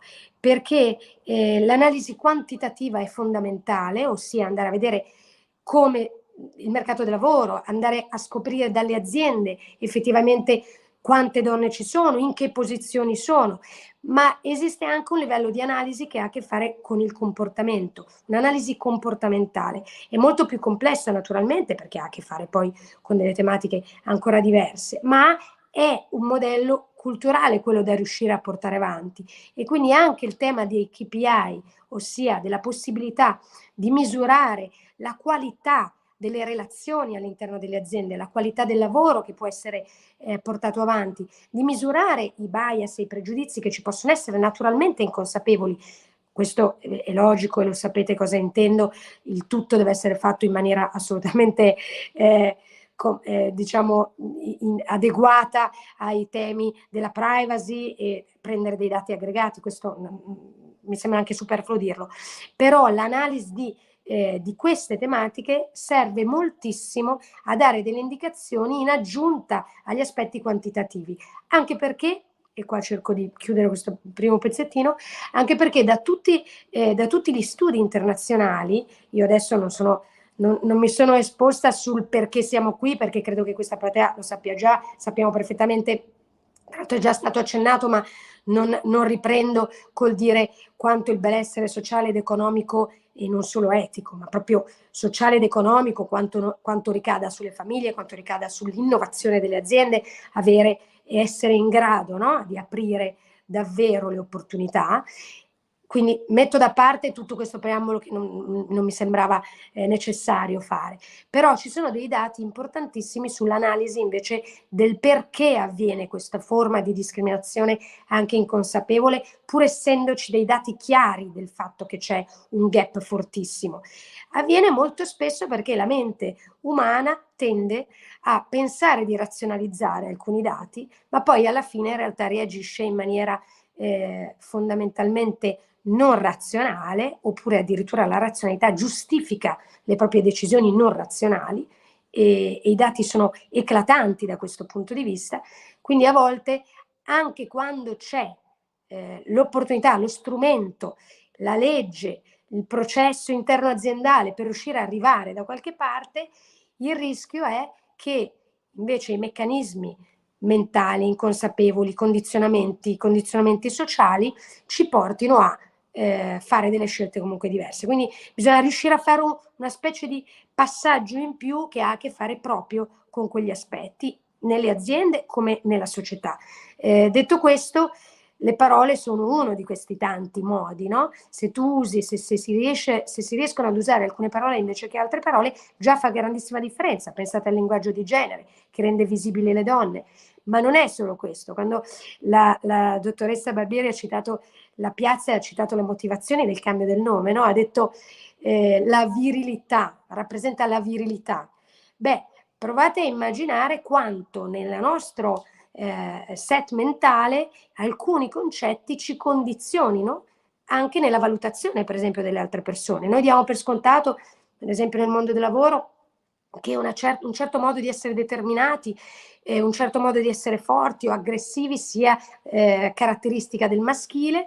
Quando lo vediamo in una donna lo riteniamo, naturalmente in maniera inconsapevole, lo riteniamo non opportuno. Quindi già nelle valutazioni che si fanno rispetto alle persone, questo tema, quindi il mindset, la cornice, come detto in America, insomma in lingua inglese si utilizza il termine del framing, no? Quindi il modo in cui noi guardiamo le altre persone, senza volerlo, determina una serie di conseguenze. Il mondo del lavoro è pieno di queste tematiche, sarebbe molto bello e molto importante riuscire ad agire anche su queste, senza parlare del fatto che le donne poi escono dal mondo del lavoro per ragioni, con obiezioni sociali che molto spesso le persone hanno interiorizzato. Penso al tema della maternità, penso a quante volte, quante persone, quanti manager, donne e uomini, io ho sentito dire d'altronde le donne a una certa età devono scegliere e quindi questo lavoro non lo possono fare perché è troppo pesante per loro, scusatemi. Immaginate cosa c'è dietro a tutto questo, c'è tutto un set di bias e di pregiudizi, c'è tutto un problema naturalmente di gestire quella parte di lavoro di cura, e questo lo sappiamo, l'avete già accennato, a livello sociale, perché naturalmente è un tema anche questo, però c'è una impostazione mentale che noi dobbiamo riuscire a ascoltare, cioè dobbiamo capirlo, dobbiamo avere gli strumenti per fare l'ascolto nelle aziende, per capire quali sono i processi e dove poter agire ogni volta. Molti bias sono comuni, molti sono relativi ad alcune organizzazioni, sono strutturati in alcune situazioni, alcuni territori. Ecco, e questo è un mio invito, è un invito anche perché siamo in una platea che parla proprio ai lavoratori e alle lavoratrici, e quindi credo che sia importante dare anche questo segnale. Grazie. Io inserirei nel perimetro di questa riflessione un contributo di Tiziana e poi magari ripassiamo la parola a te, Francesca, perché ci dovremo poi salutare, credo a una certa ora, e quindi cerchiamo di accelerare.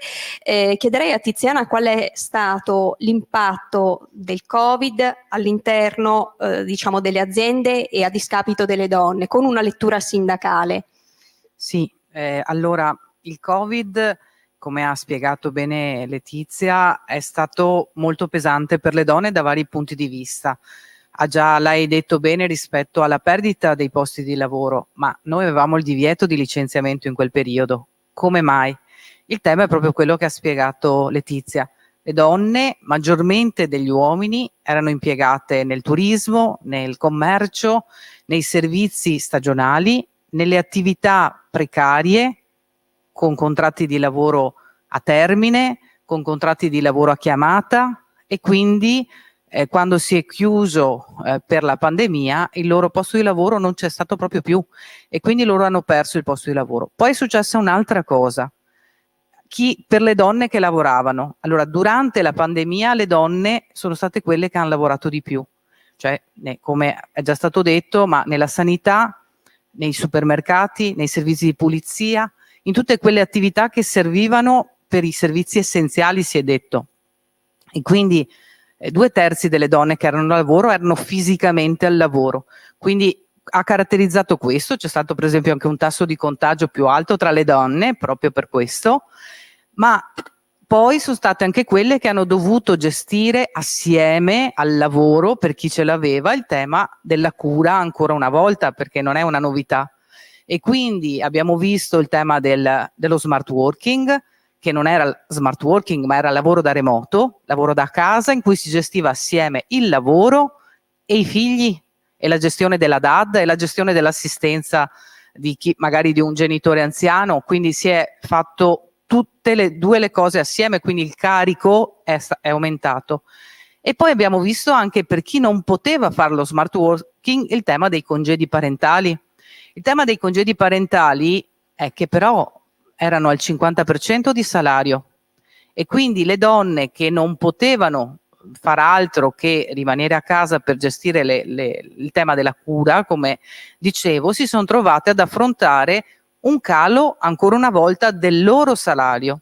I dati che hanno rilevato i nostri patronati, che hanno fatto quelle domande, dicevano che i congedi parentali erano per oltre il 90% chiesti da donne.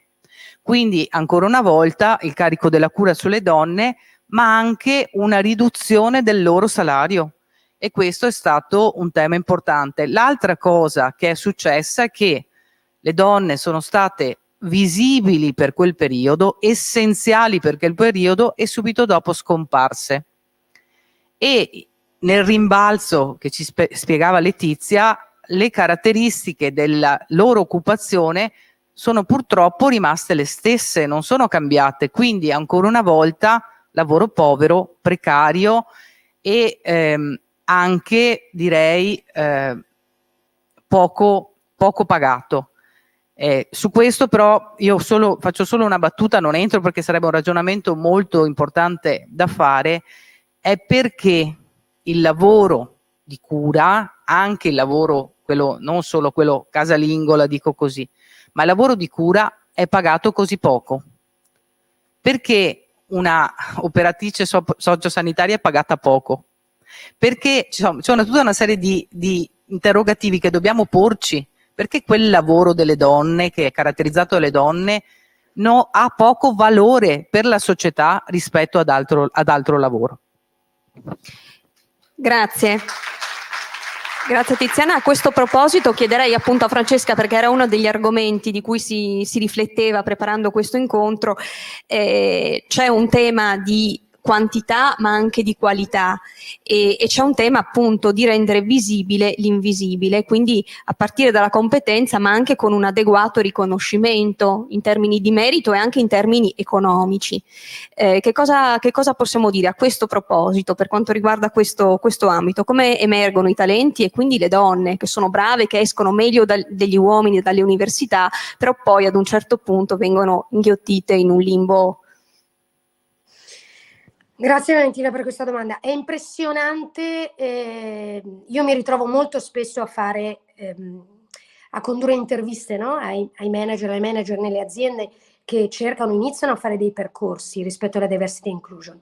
Ricordiamoci che diversity and inclusion sono due termini che vanno tanto di moda ma sono anche molto, molto differenti. La diversity è qualcosa che esiste, c'è, va solo rappresentata in maniera opportuna nelle aziende, nel senso che la diversity è la società, è ciò che caratterizza l'evoluzione umana, che caratterizza l'evoluzione biologica. La diversità è la ricchezza per eccellenza, no? E la diversità è qualcosa che, se non viene accolta nel momento in cui il mercato del lavoro deve in qualche modo rappresentare tutta la società, se non viene accolta, soprattutto in questo momento, soprattutto per ragioni che hanno a che fare con una società e delle nuove generazioni che hanno molto più chiaro della nostra, anzi ci stanno quasi insegnando a portare attenzione ad alcuni valori della sostenibilità, non solo ambientale ma quindi anche sociale. Ecco, se non riusciamo a portarla nelle aziende, questo significa che non solo abbiamo le aziende stesse hanno dei problemi di miglioramento anche della propria produzione, ma della propria innovazione. È logico, è molto chiaro ormai da tempo quanto sia necessario diversificare dentro l'azienda per riuscire anche a rispondere alle aspettative, ai servizi, ai prodotti, alla società che ci circonda. Ma la diversità di per sé non basta.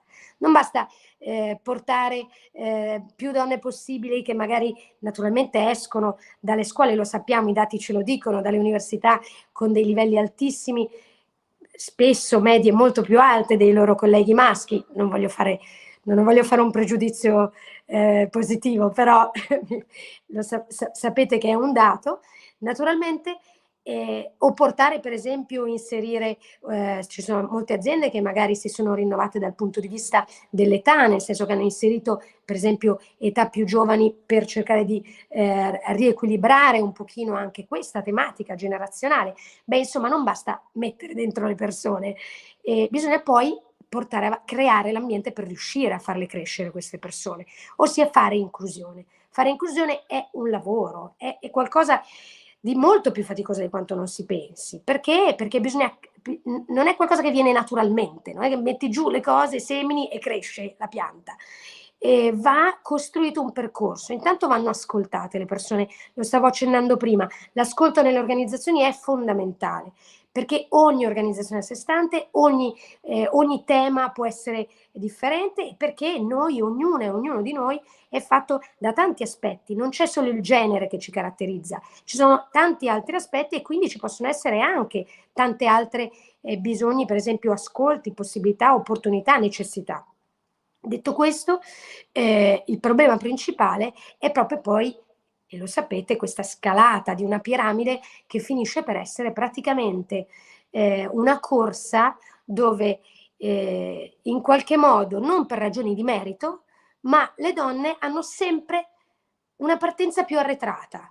È come se la pistola non sparasse mai la partenza con tutti sulla stessa linea. È come se le donne partissero sempre da una linea più arretrata, ma non per ragioni che hanno a che fare col merito, per fardelli che si portano dietro per una società che lo determinano, per quello che stavamo dicendo prima, per una serie di bias, cioè di pensieri che noi diamo per scontati, che non sono solo maschili, questo è un discorso molto ampio, quindi sono di tutta la società, sono anche dentro di noi, donne. Lo vediamo anche su altre categorie della diversity. Ecco, diciamo che i processi, la possibilità di riuscire a portare avanti le donne e soprattutto a farle fare dei passaggi di ruolo anche più alti dipende da tanti fattori. Possiamo parlarne dal punto di vista di un'organizzazione, quindi all'interno di un'azienda, possiamo parlarne, in realtà non possiamo fare a meno di parlarne rispetto all'intera società. Quello che posso dire è che le obiezioni più grandi che si rivelano poi chiave, perché chi decide poi sono le singole persone, cioè noi non ci dobbiamo dimenticare che al di là di una struttura in cui vengono poste delle regole e delle norme che naturalmente servono a portare avanti, poi ci sono delle persone che devono prendere le decisioni. E quando le persone continuano a essere convinte in alcuni settori che le donne comunque non abbiano le competenze, oppure voi prima parlavate di perché alcuni lavori, soprattutto quelli legati alla cura, abbiano un riconoscimento più basso di altri lavori che magari in realtà sono semplicemente più appannaggio maschile.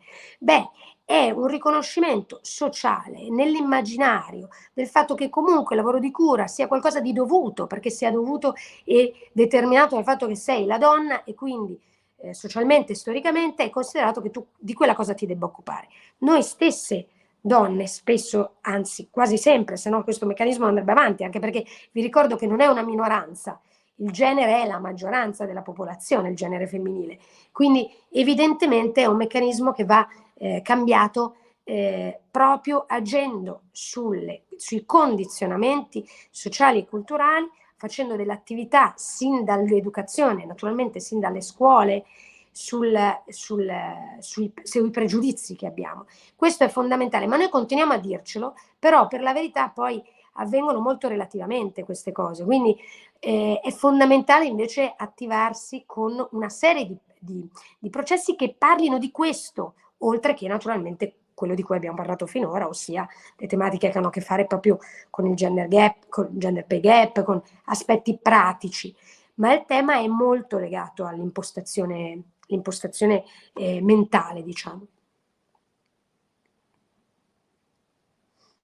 Differenza che può fare ognuno. Prima Vanessa, appunto, nell'illustrare la legge e i suoi principi, faceva riferimento appunto al sindacato, no? Per mettere a terra quello che la legge contiene. Però si può anche allungare lo sguardo a quello che accade in Europa e magari importare da lì anche dei modelli, dei principi. C'è qualcosa da cui, diciamo, che possiamo attingere da lì e importare qui e mettere a terra anche qui? Sì, spero funzioni. Ok, beh, io intanto vorrei fare una premessa, forse anche scontata. Quando si fanno discussioni come quella bella, utile di oggi, non si fa una discussione sulle questioni di genere, no? Che riguardano le donne.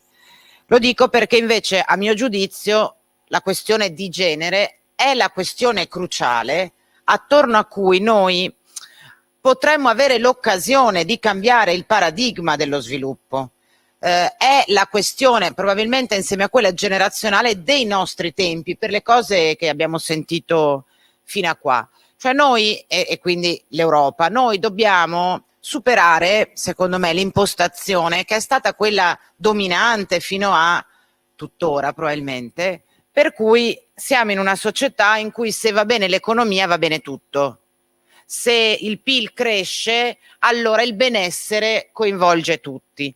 Ecco, noi penso dobbiamo partire, anche con le analisi che abbiamo fatto oggi, dall'idea che anche se il PIL cresce, anche se i dati sull'occupazione, come vedevamo prima, sembrano rimbalzare dopo la crisi, non vuol dire che va bene tutto, perché abbiamo scoperto, l'avevamo saputo già prima, ma il Covid ci ha aiutato a mettere a fuoco, abbiamo scoperto che lo sviluppo, così come era organizzato, non era costruito in maniera tale da essere distribuito in maniera equa tra tutti.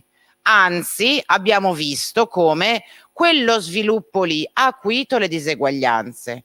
E anche il Covid, che ha funzionato da lente di ingrandimento, in realtà si è comportato esattamente così, cioè è andato a colpire le fragilità che già c'erano, acuendole. Ma non è una novità dal nostro punto di vista. E quindi abbiamo, come dire, la sfida davanti di capire come da questa lezione costruire un modello diverso che non si limiti a correggere le storture di quello che non funzionava prima, ma che abbia il coraggio di cambiare l'impostazione. Il quadro dell'impatto sulla pandemia che ci ha fatto Tiziana, che ci hanno fatto gli esperti di prima, ci dice, da un lato non ci sorprende naturalmente, purtroppo, ma dall'altro lato ci dice che quell'impatto non verrà riassorbito naturalmente. Non torneranno i livelli di prima, e se anche tornassero non sono quelli a cui noi dobbiamo puntare. Questo è un po' il tema, e la qualità del lavoro delle donne che lo hanno ritrovato dopo la pandemia ci conferma, stanno tornando a lavorare sempre col contratto precario, con le clausole capestro se ti dimetti prima della scadenza del termine, cioè siamo esattamente, invece io penso che dobbiamo instaurare meccanismi per cui la pandemia non è stata semplicemente una fase di buio e adesso noi riaccendiamo la luce e possiamo pensare di ricominciare tutto come prima. Io invece credo che la pandemia debba essere l'occasione per inserire dentro quel principio della rincorsa alla crescita del PIL anche qualche elemento di equità, e oggi la disequità più forte è quella che colpisce le donne, e non a caso noi facciamo questa riflessione in questa regione, perché gli studi dimostrano come quel tema di cui si parlava prima, dei pregiudizi di genere, dei pregiudizi di ruolo, in questa regione per questioni storiche, culturali, tradizionali è profondamente radicata, e quindi la necessità di cambiare partendo da qui è ancora più urgente. Ecco perché oltre al lavoro antidiscriminatorio è importante, come dire, scardinare tutte quelle diseguaglianze che partono appunto da pregiudizi di genere, e dunque non basta più, secondo me, prefigurare un modello che preveda parità di accesso. Io veramente non sono per nulla affezionato alla parola parità, perché è una modalità di presidio della società, la parità, che presuppone uguaglianza tra maschi e femmine, cosa che non è. Cioè il pregiudizio è negativo, ma il riconoscimento e la valorizzazione delle differenze è fondamentale se noi vogliamo costruire una società che sia pienamente duale e dunque pienamente rappresentativa. La battaglia sulla rappresentanza di genere nelle organizzazioni politiche, sindacali, non è semplicemente la necessità di garantire le cosiddette quote rosa, ma è la convinzione profonda che non si può governare la società e dunque il cambiamento se le leve di quelle decisioni sono unicamente nelle mani di un pezzo di quella società.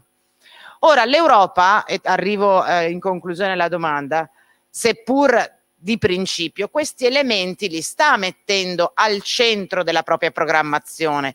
Lo dicevo prima, il Next Generation EU e di conseguenza il PNRR ci dovrebbe rimporre di investire quelle risorse in una direzione che vada appunto per prioritariamente a tentare di ridurre questo divario. E l'idea è quindi gli strumenti ce li abbiamo, però guardate, non sono applicati. Non esiste una valutazione sull'impatto di genere delle scelte che si stanno mettendo in campo a livello nazionale, ancor meno a livello regionale.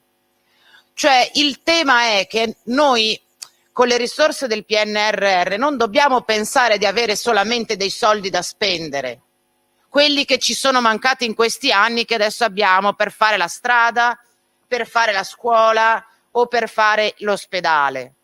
Noi abbiamo l'occasione di dover investire delle risorse e le scelte di investimento saranno strategiche in riferimento al tipo di società che vogliamo costruire. Allora, se noi sosteniamo che è necessario superare le diseguaglianze in ambito lavorativo, ma ancor più i pregiudizi di ruolo sulla base dei quali abbiamo costruito le società di oggi, non è la stessa cosa costruire una strada o costruire un asilo nido. A parità di costo, non è la stessa cosa. Ecco, io credo che noi dovremmo impostare la discussione sul PNRR e sulle risorse e quindi sugli investimenti in questa ottica qua. Qual è la società che vogliamo costruire e dunque troviamo le risorse per farlo. Per impostare un salto di qualità, secondo me, del dibattito su questo profilo, non basta la politica, soprattutto questa politica, passatemi la battutaccia. Serve, io credo, un'alleanza tra parti sociali, cioè un'assunzione di responsabilità e anche la capacità di costruire un'idea di futuro, perché troppo spesso noi ci siamo abituati a vivere quello che c'è, a provare quando ci va bene a correggerlo, ma sostanzialmente a non mettere in discussione nulla, in particolar modo in questi territori, che tutto sommato, a parte il problema della donna che deve rinunciare al lavoro per stare dietro ai figli, che riguarda il fatto personale, non viene assunto come problema di tutti. Ora, l'alleanza territoriale la si fa con tutti i soggetti che possono e devono contribuire alla costruzione di questo nuovo modello.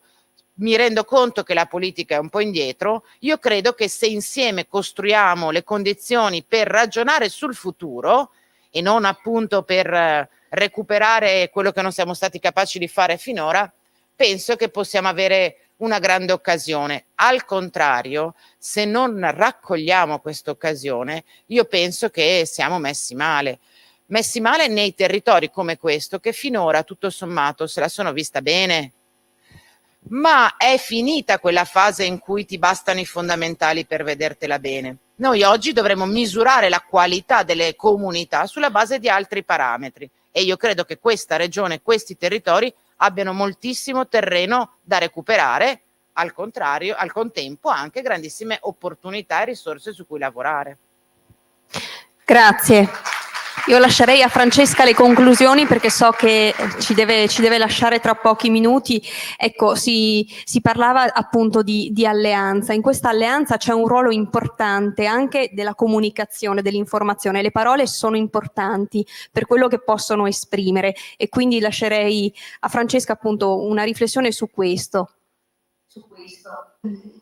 Allora, intanto condivido naturalmente tutto quello che ha detto la dottoressa Camani e lo sottoscrivo e aggiungo solo una piccola cosa che mi è venuta in mente, è che proprio forse, magari lo posso dire io così da esterna rispetto, no, a un'attività più prettamente politica, che bisogna un pochino sfruttare anche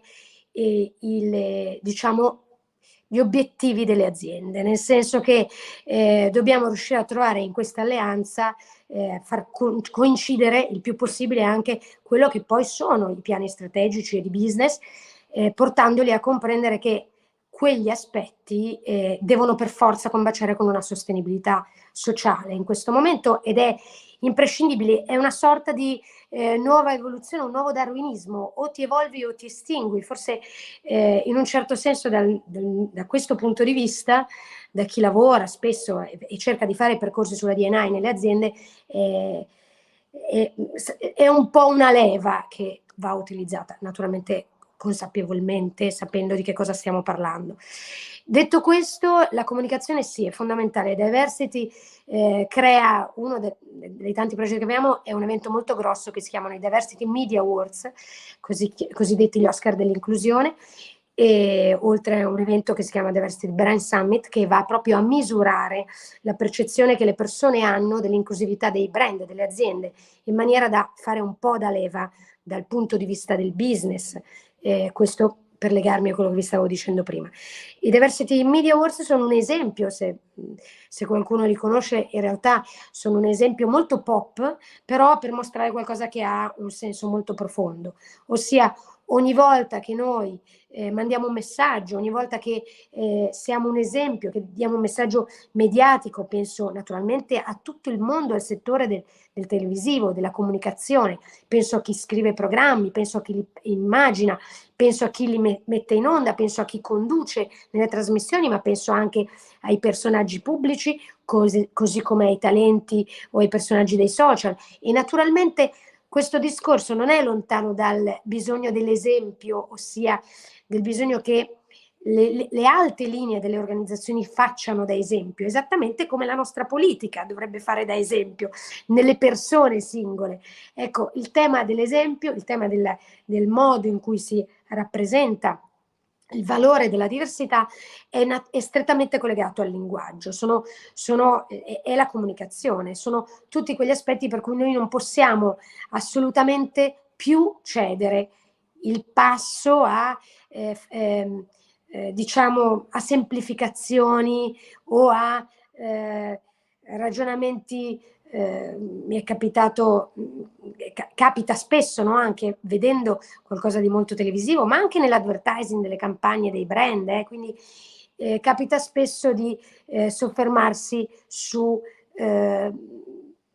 reali prese in giro o effettivi insulti verso una serie di categorie e quelle si riconoscono più facilmente, ma quando si reiterano gli stereotipi e i pregiudizi è sempre più difficile andare a riconoscerli. Oggi, per fortuna, una serie di generazioni nuove, soprattutto nella comunicazione e nell'attivismo social, si rendono conto e mostrano, non so se capita anche a voi, se avete nipoti o figli che ogni tanto vi sgridano o vi riprendono perché magari utilizzate dei termini o parlate di alcuni concetti o di gruppi interi di persone in maniera secondo loro non corretta. Pensate a come è cambiato tutta la tematica dell'identità di genere anche nelle parole.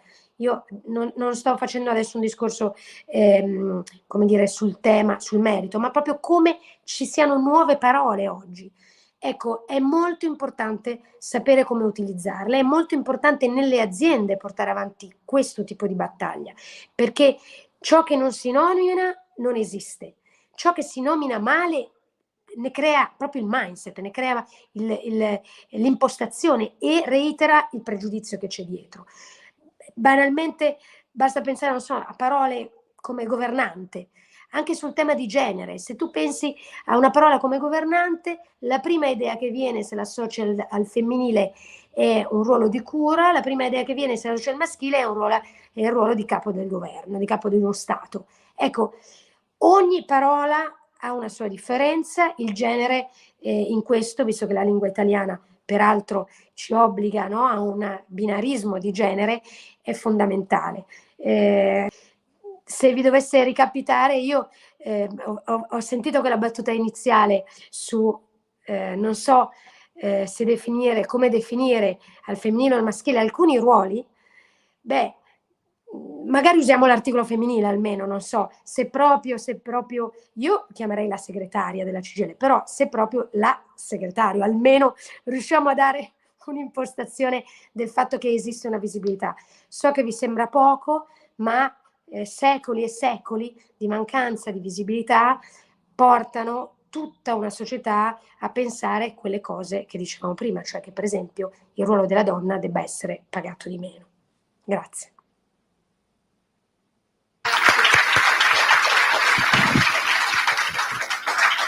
Grazie Francesca, io tornerei appunto su una riflessione che riguarda appunto le differenze salariali e la loro origine, perché si diceva appunto sono origini lontane e poi queste situazioni vanno ad incrostarsi fino a non riuscire più a Valentina, debellarle. scusa, io Come vi devo... sindacato interviene come CGIL per abbattere questi muri? Io sono la segretaria, ecco, vabbè, no, specifichiamo. Grazie per questa perché precisazione. condivido molto quanto detto da Francesca.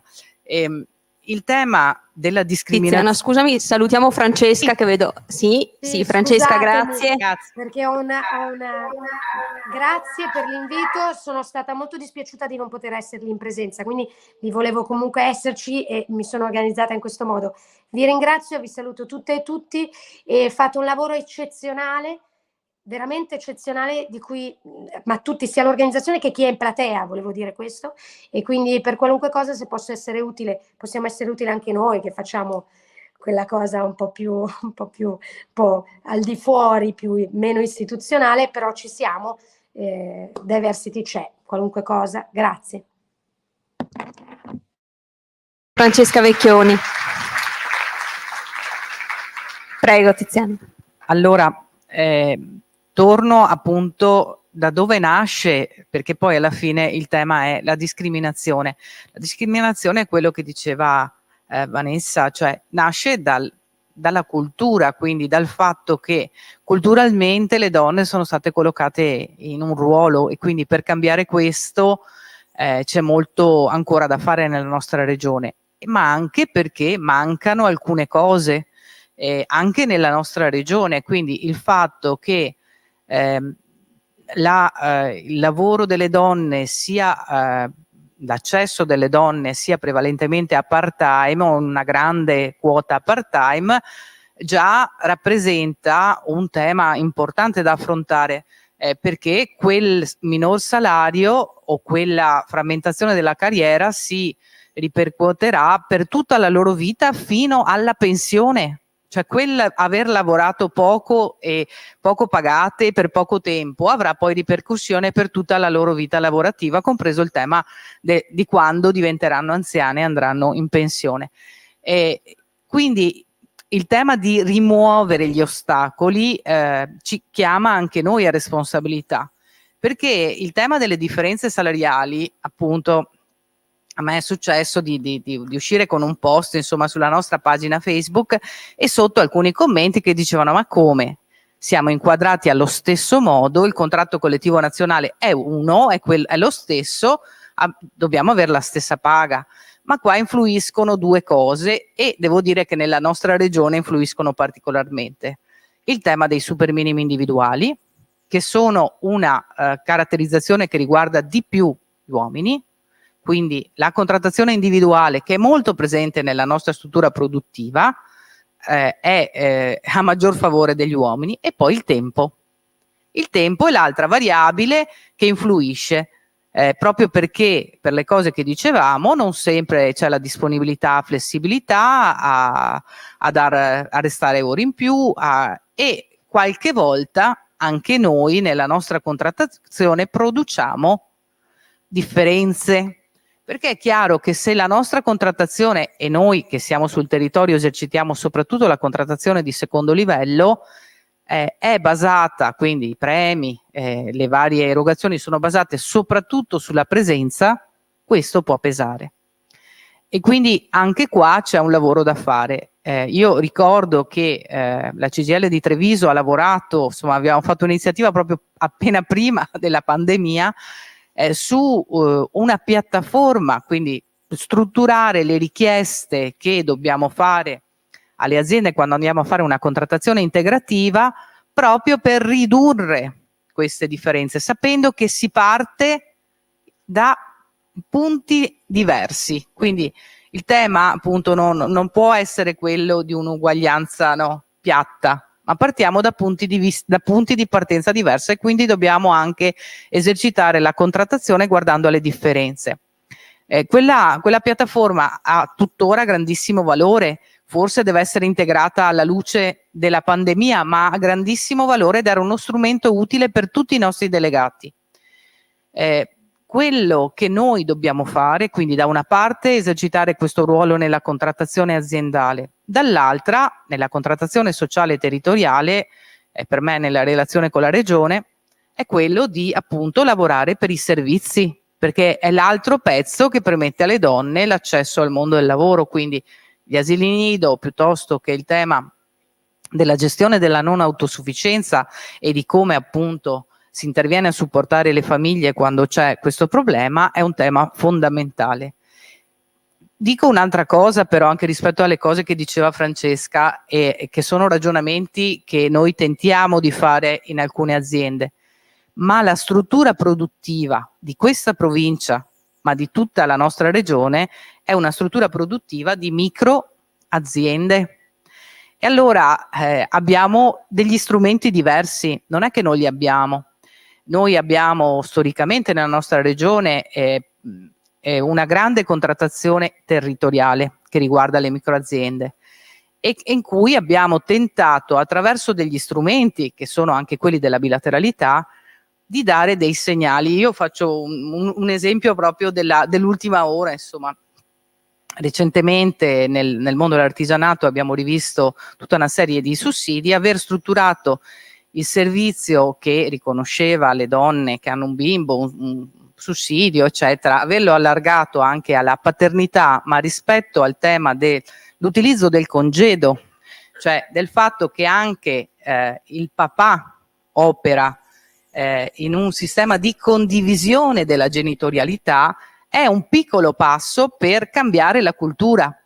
Questo è quello, cioè quindi la contrattazione non dà solo risposte, ma cerca anche, con gran fatica, lo riconosco, di cambiare la cultura.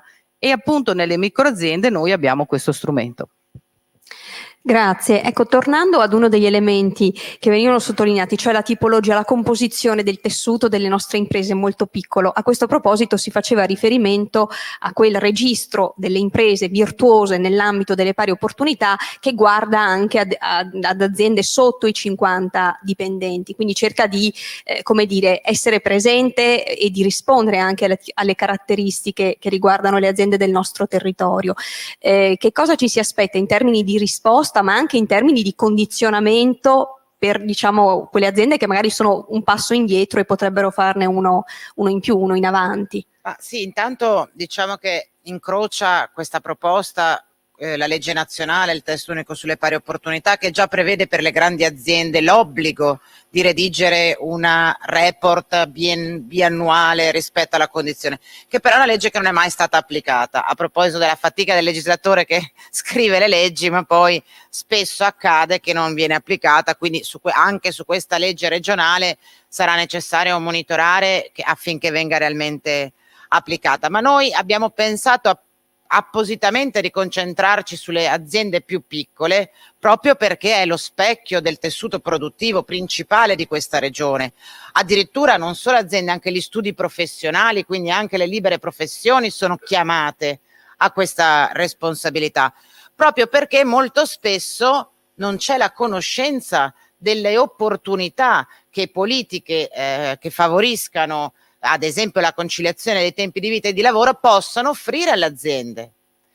Ed ecco perché ovviamente questa opportunità, in particolar modo per le aziende più piccole, deve necessariamente passare attraverso una funzione proattiva delle organizzazioni sindacali e datoriali, che insieme devono costruire, esplorare le condizioni. Con Tiziana qualche settimana fa cercavamo di capire come possono costruirsi politiche di genere in aziende metalmeccaniche, dove non si può parlare di smart working, dove ovviamente il tema della presenza è... Quindi ogni però realtà può avere un meccanismo virtuoso che aiuti a riconoscere il valore delle lavoratrici, perché in realtà le differenze salariali che ha spiegato benissimo Tiziana dove stanno hanno, come dire, una duplice un duplice impatto in termini di diseguaglianza, quello oggettivo che riguarda la differenza tra maschi e femmine, ma sono fenomeni che impattano maggiormente sulle lavoratrici meno qualificate, sommando ingiustizia a ingiustizia. E allora la nostra, come dire, il nostro obbligo a presidiare questo tema è appunto duplice, perché colpisce tutte le donne, soprattutto quelle in condizioni di maggior fragilità, determinando certamente effetti economici, diciamo, differenti, per cui si perpetua il meccanismo, il modello delle società in cui gli uomini guadagnano più delle donne, ed è esattamente ciò che rafforza quel modello di pregiudizio di cui parlavamo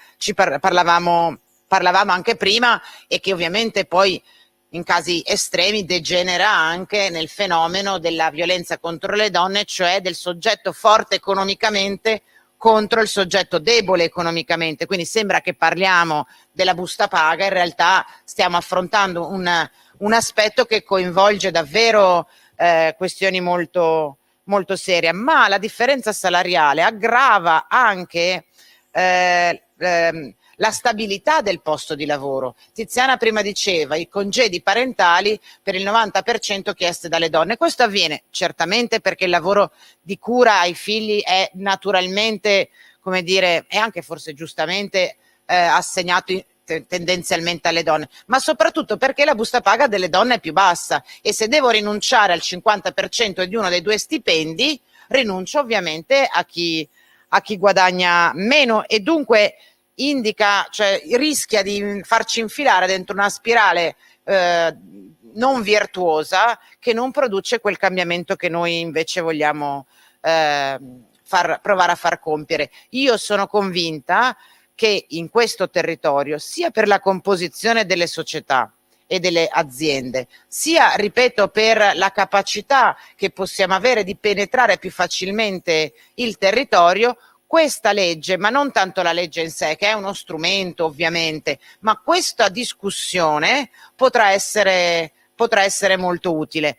Oltre ovviamente al coinvolgimento delle organizzazioni sindacali, serve la parte datoriale, e qua si va nella parte, diciamo, più di cultura di impresa, perché in questa regione siamo ancora molto come dire, attaccati all'idea che è il maschio che ha l'impresa, che va a lavorare, e la moglie sta a casa con i figli oppure fa da segretaria al marito. Ecco, questa è una questione culturale che è molto presente in questo territorio. A tal proposito mi verrebbe da dire anche, facciamo la fase successiva dopo questa legge, su cosa ci impegniamo.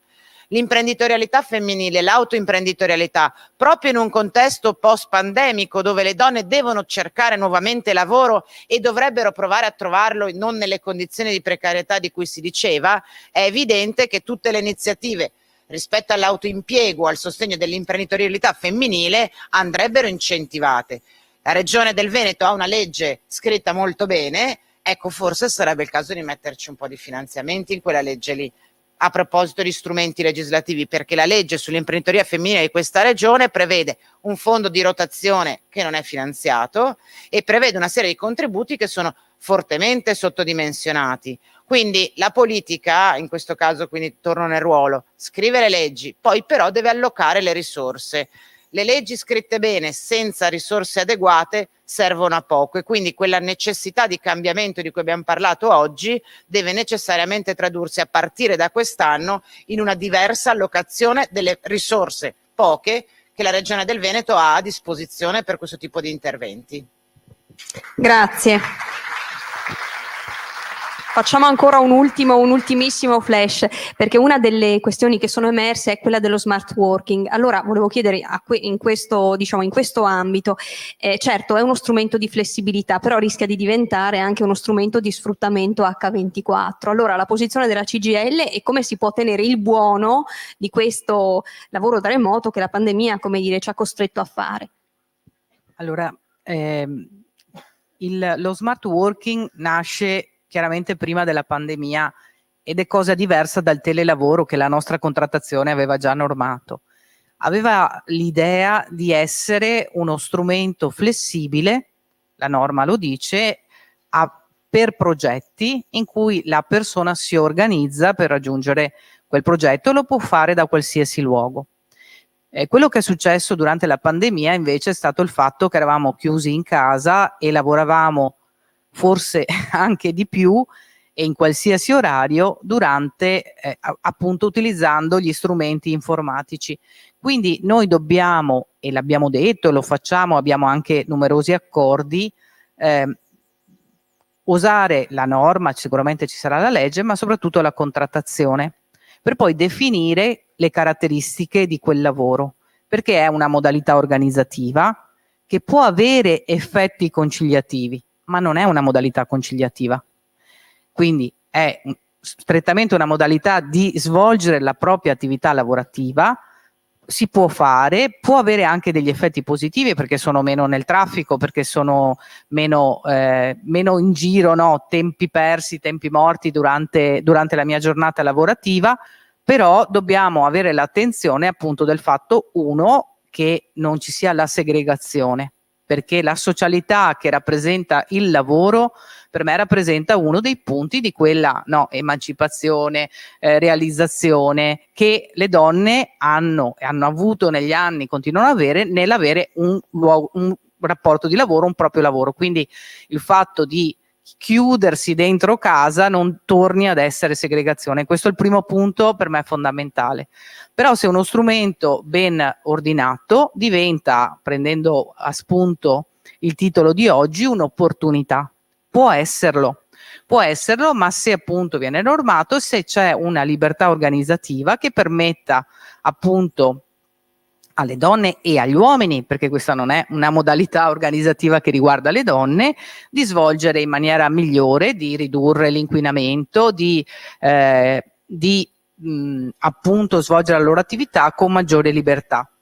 Però anche qua c'è anche un'altra attenzione, perché noi l'abbiamo visto durante la pandemia, appunto il tema della socialità, l'impatto che ha un massivo utilizzo dello smart working rispetto alle città, quindi a tutte le attività, no? Anche legate alla ristorazione, ai pranzi e al fatto che le persone vanno a mangiare assieme, e quindi questo è l'altro aspetto. Quindi deve essere una modalità che non è l'unica, ma che è un mix, quindi c'è una parte all'interno dell'azienda, una parte al lavoro, una parte di lavoro da altro luogo, ci possono essere i coworking che quindi ripristinano anche una socialità diversa anche tra persone che non si conoscono e che lavorano là, però questa cosa va proprio appunto esercitata, e qua torna il nostro ruolo.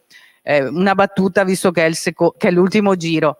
Io credo fondamentalmente nel ruolo della contrattazione rispetto a un cambio culturale, ma anche poi effettivo della condizione di vita e di lavoro delle persone, e in questo caso delle donne.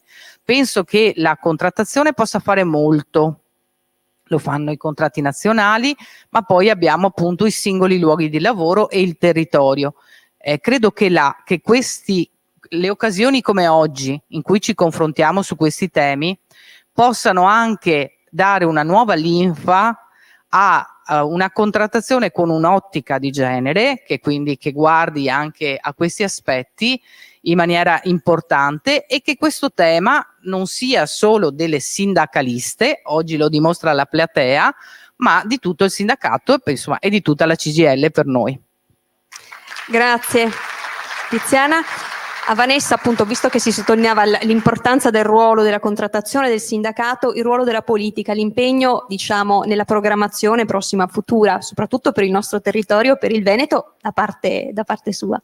Intanto lasciami dire che banalmente lo smart working deve essere un accordo tra le parti, tra la lavoratrice e il lavoratore e il datore di lavoro. Non esiste altra formula di smart working in cui il datore di lavoro ti dice come devi lavorare, perché altrimenti te ne stai nel tuo ufficio. Quindi banalmente basterebbe partire da qui.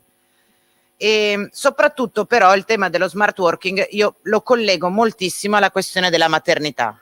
Cioè, per come è costruito oggi il sistema dei congedi parentali, è evidente che non è possibile per una famiglia coniugare mamma e papà genitori che lavorano e accudimento dei figli. La maternità obbligatoria è troppo ristretta, le maternità, il congedo facoltativo è troppo poco pagato, e 9 volte su 10 la mamma o il papà terminato, diciamo, il periodo di assenza obbligatoria dal lavoro, inizia a incasinarsi la vita tra coniugare il lavoro e coniugare la famiglia.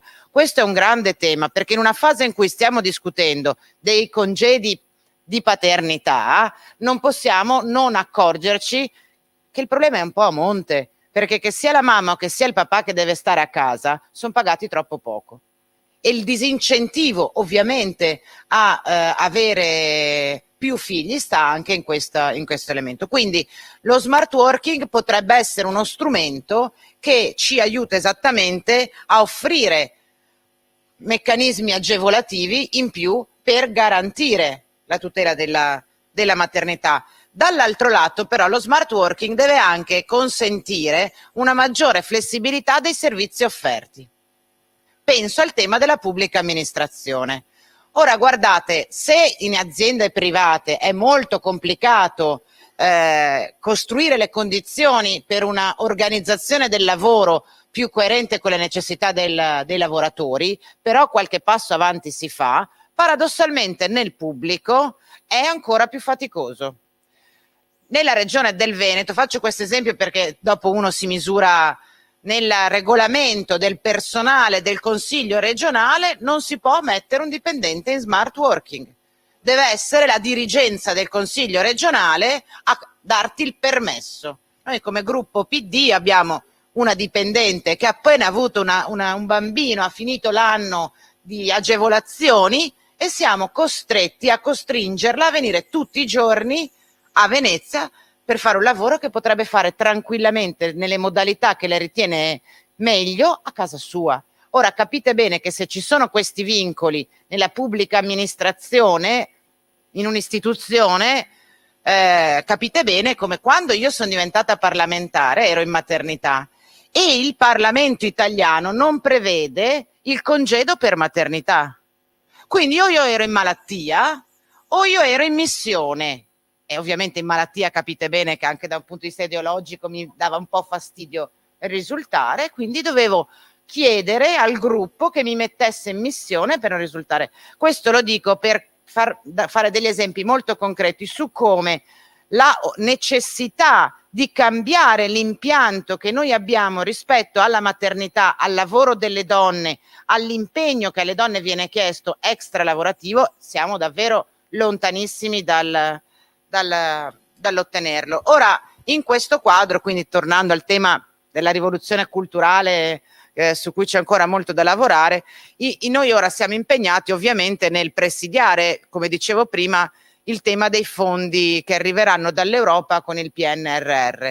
E devo dire che siamo molto preoccupati perché rispetto a questa discussione di oggi non c'è assolutamente nulla, se non appunto le nuove strade, i nuovi caselli, c'è però una opportunità molto che non è direttamente collegata al PNRR, ma sulla quale invece secondo me c'è un grande lavoro da fare, io spero che si possa fare, che è il tema del programma GOL, cioè delle risorse messe a disposizione. Guardo la rappresentante di Veneto Lavoro perché so che su questo sono già molto avanti con la progettazione, un po' poco specifica per l'occupazione femminile, quindi io credo che quella opportunità lì, quel progetto pieno di soldi, con già tanti strumenti in campo, possa essere maggiormente riorientato nell'ambito dell'occupazione femminile e possa consentire di dare un po' di gambe a questa legge che naturalmente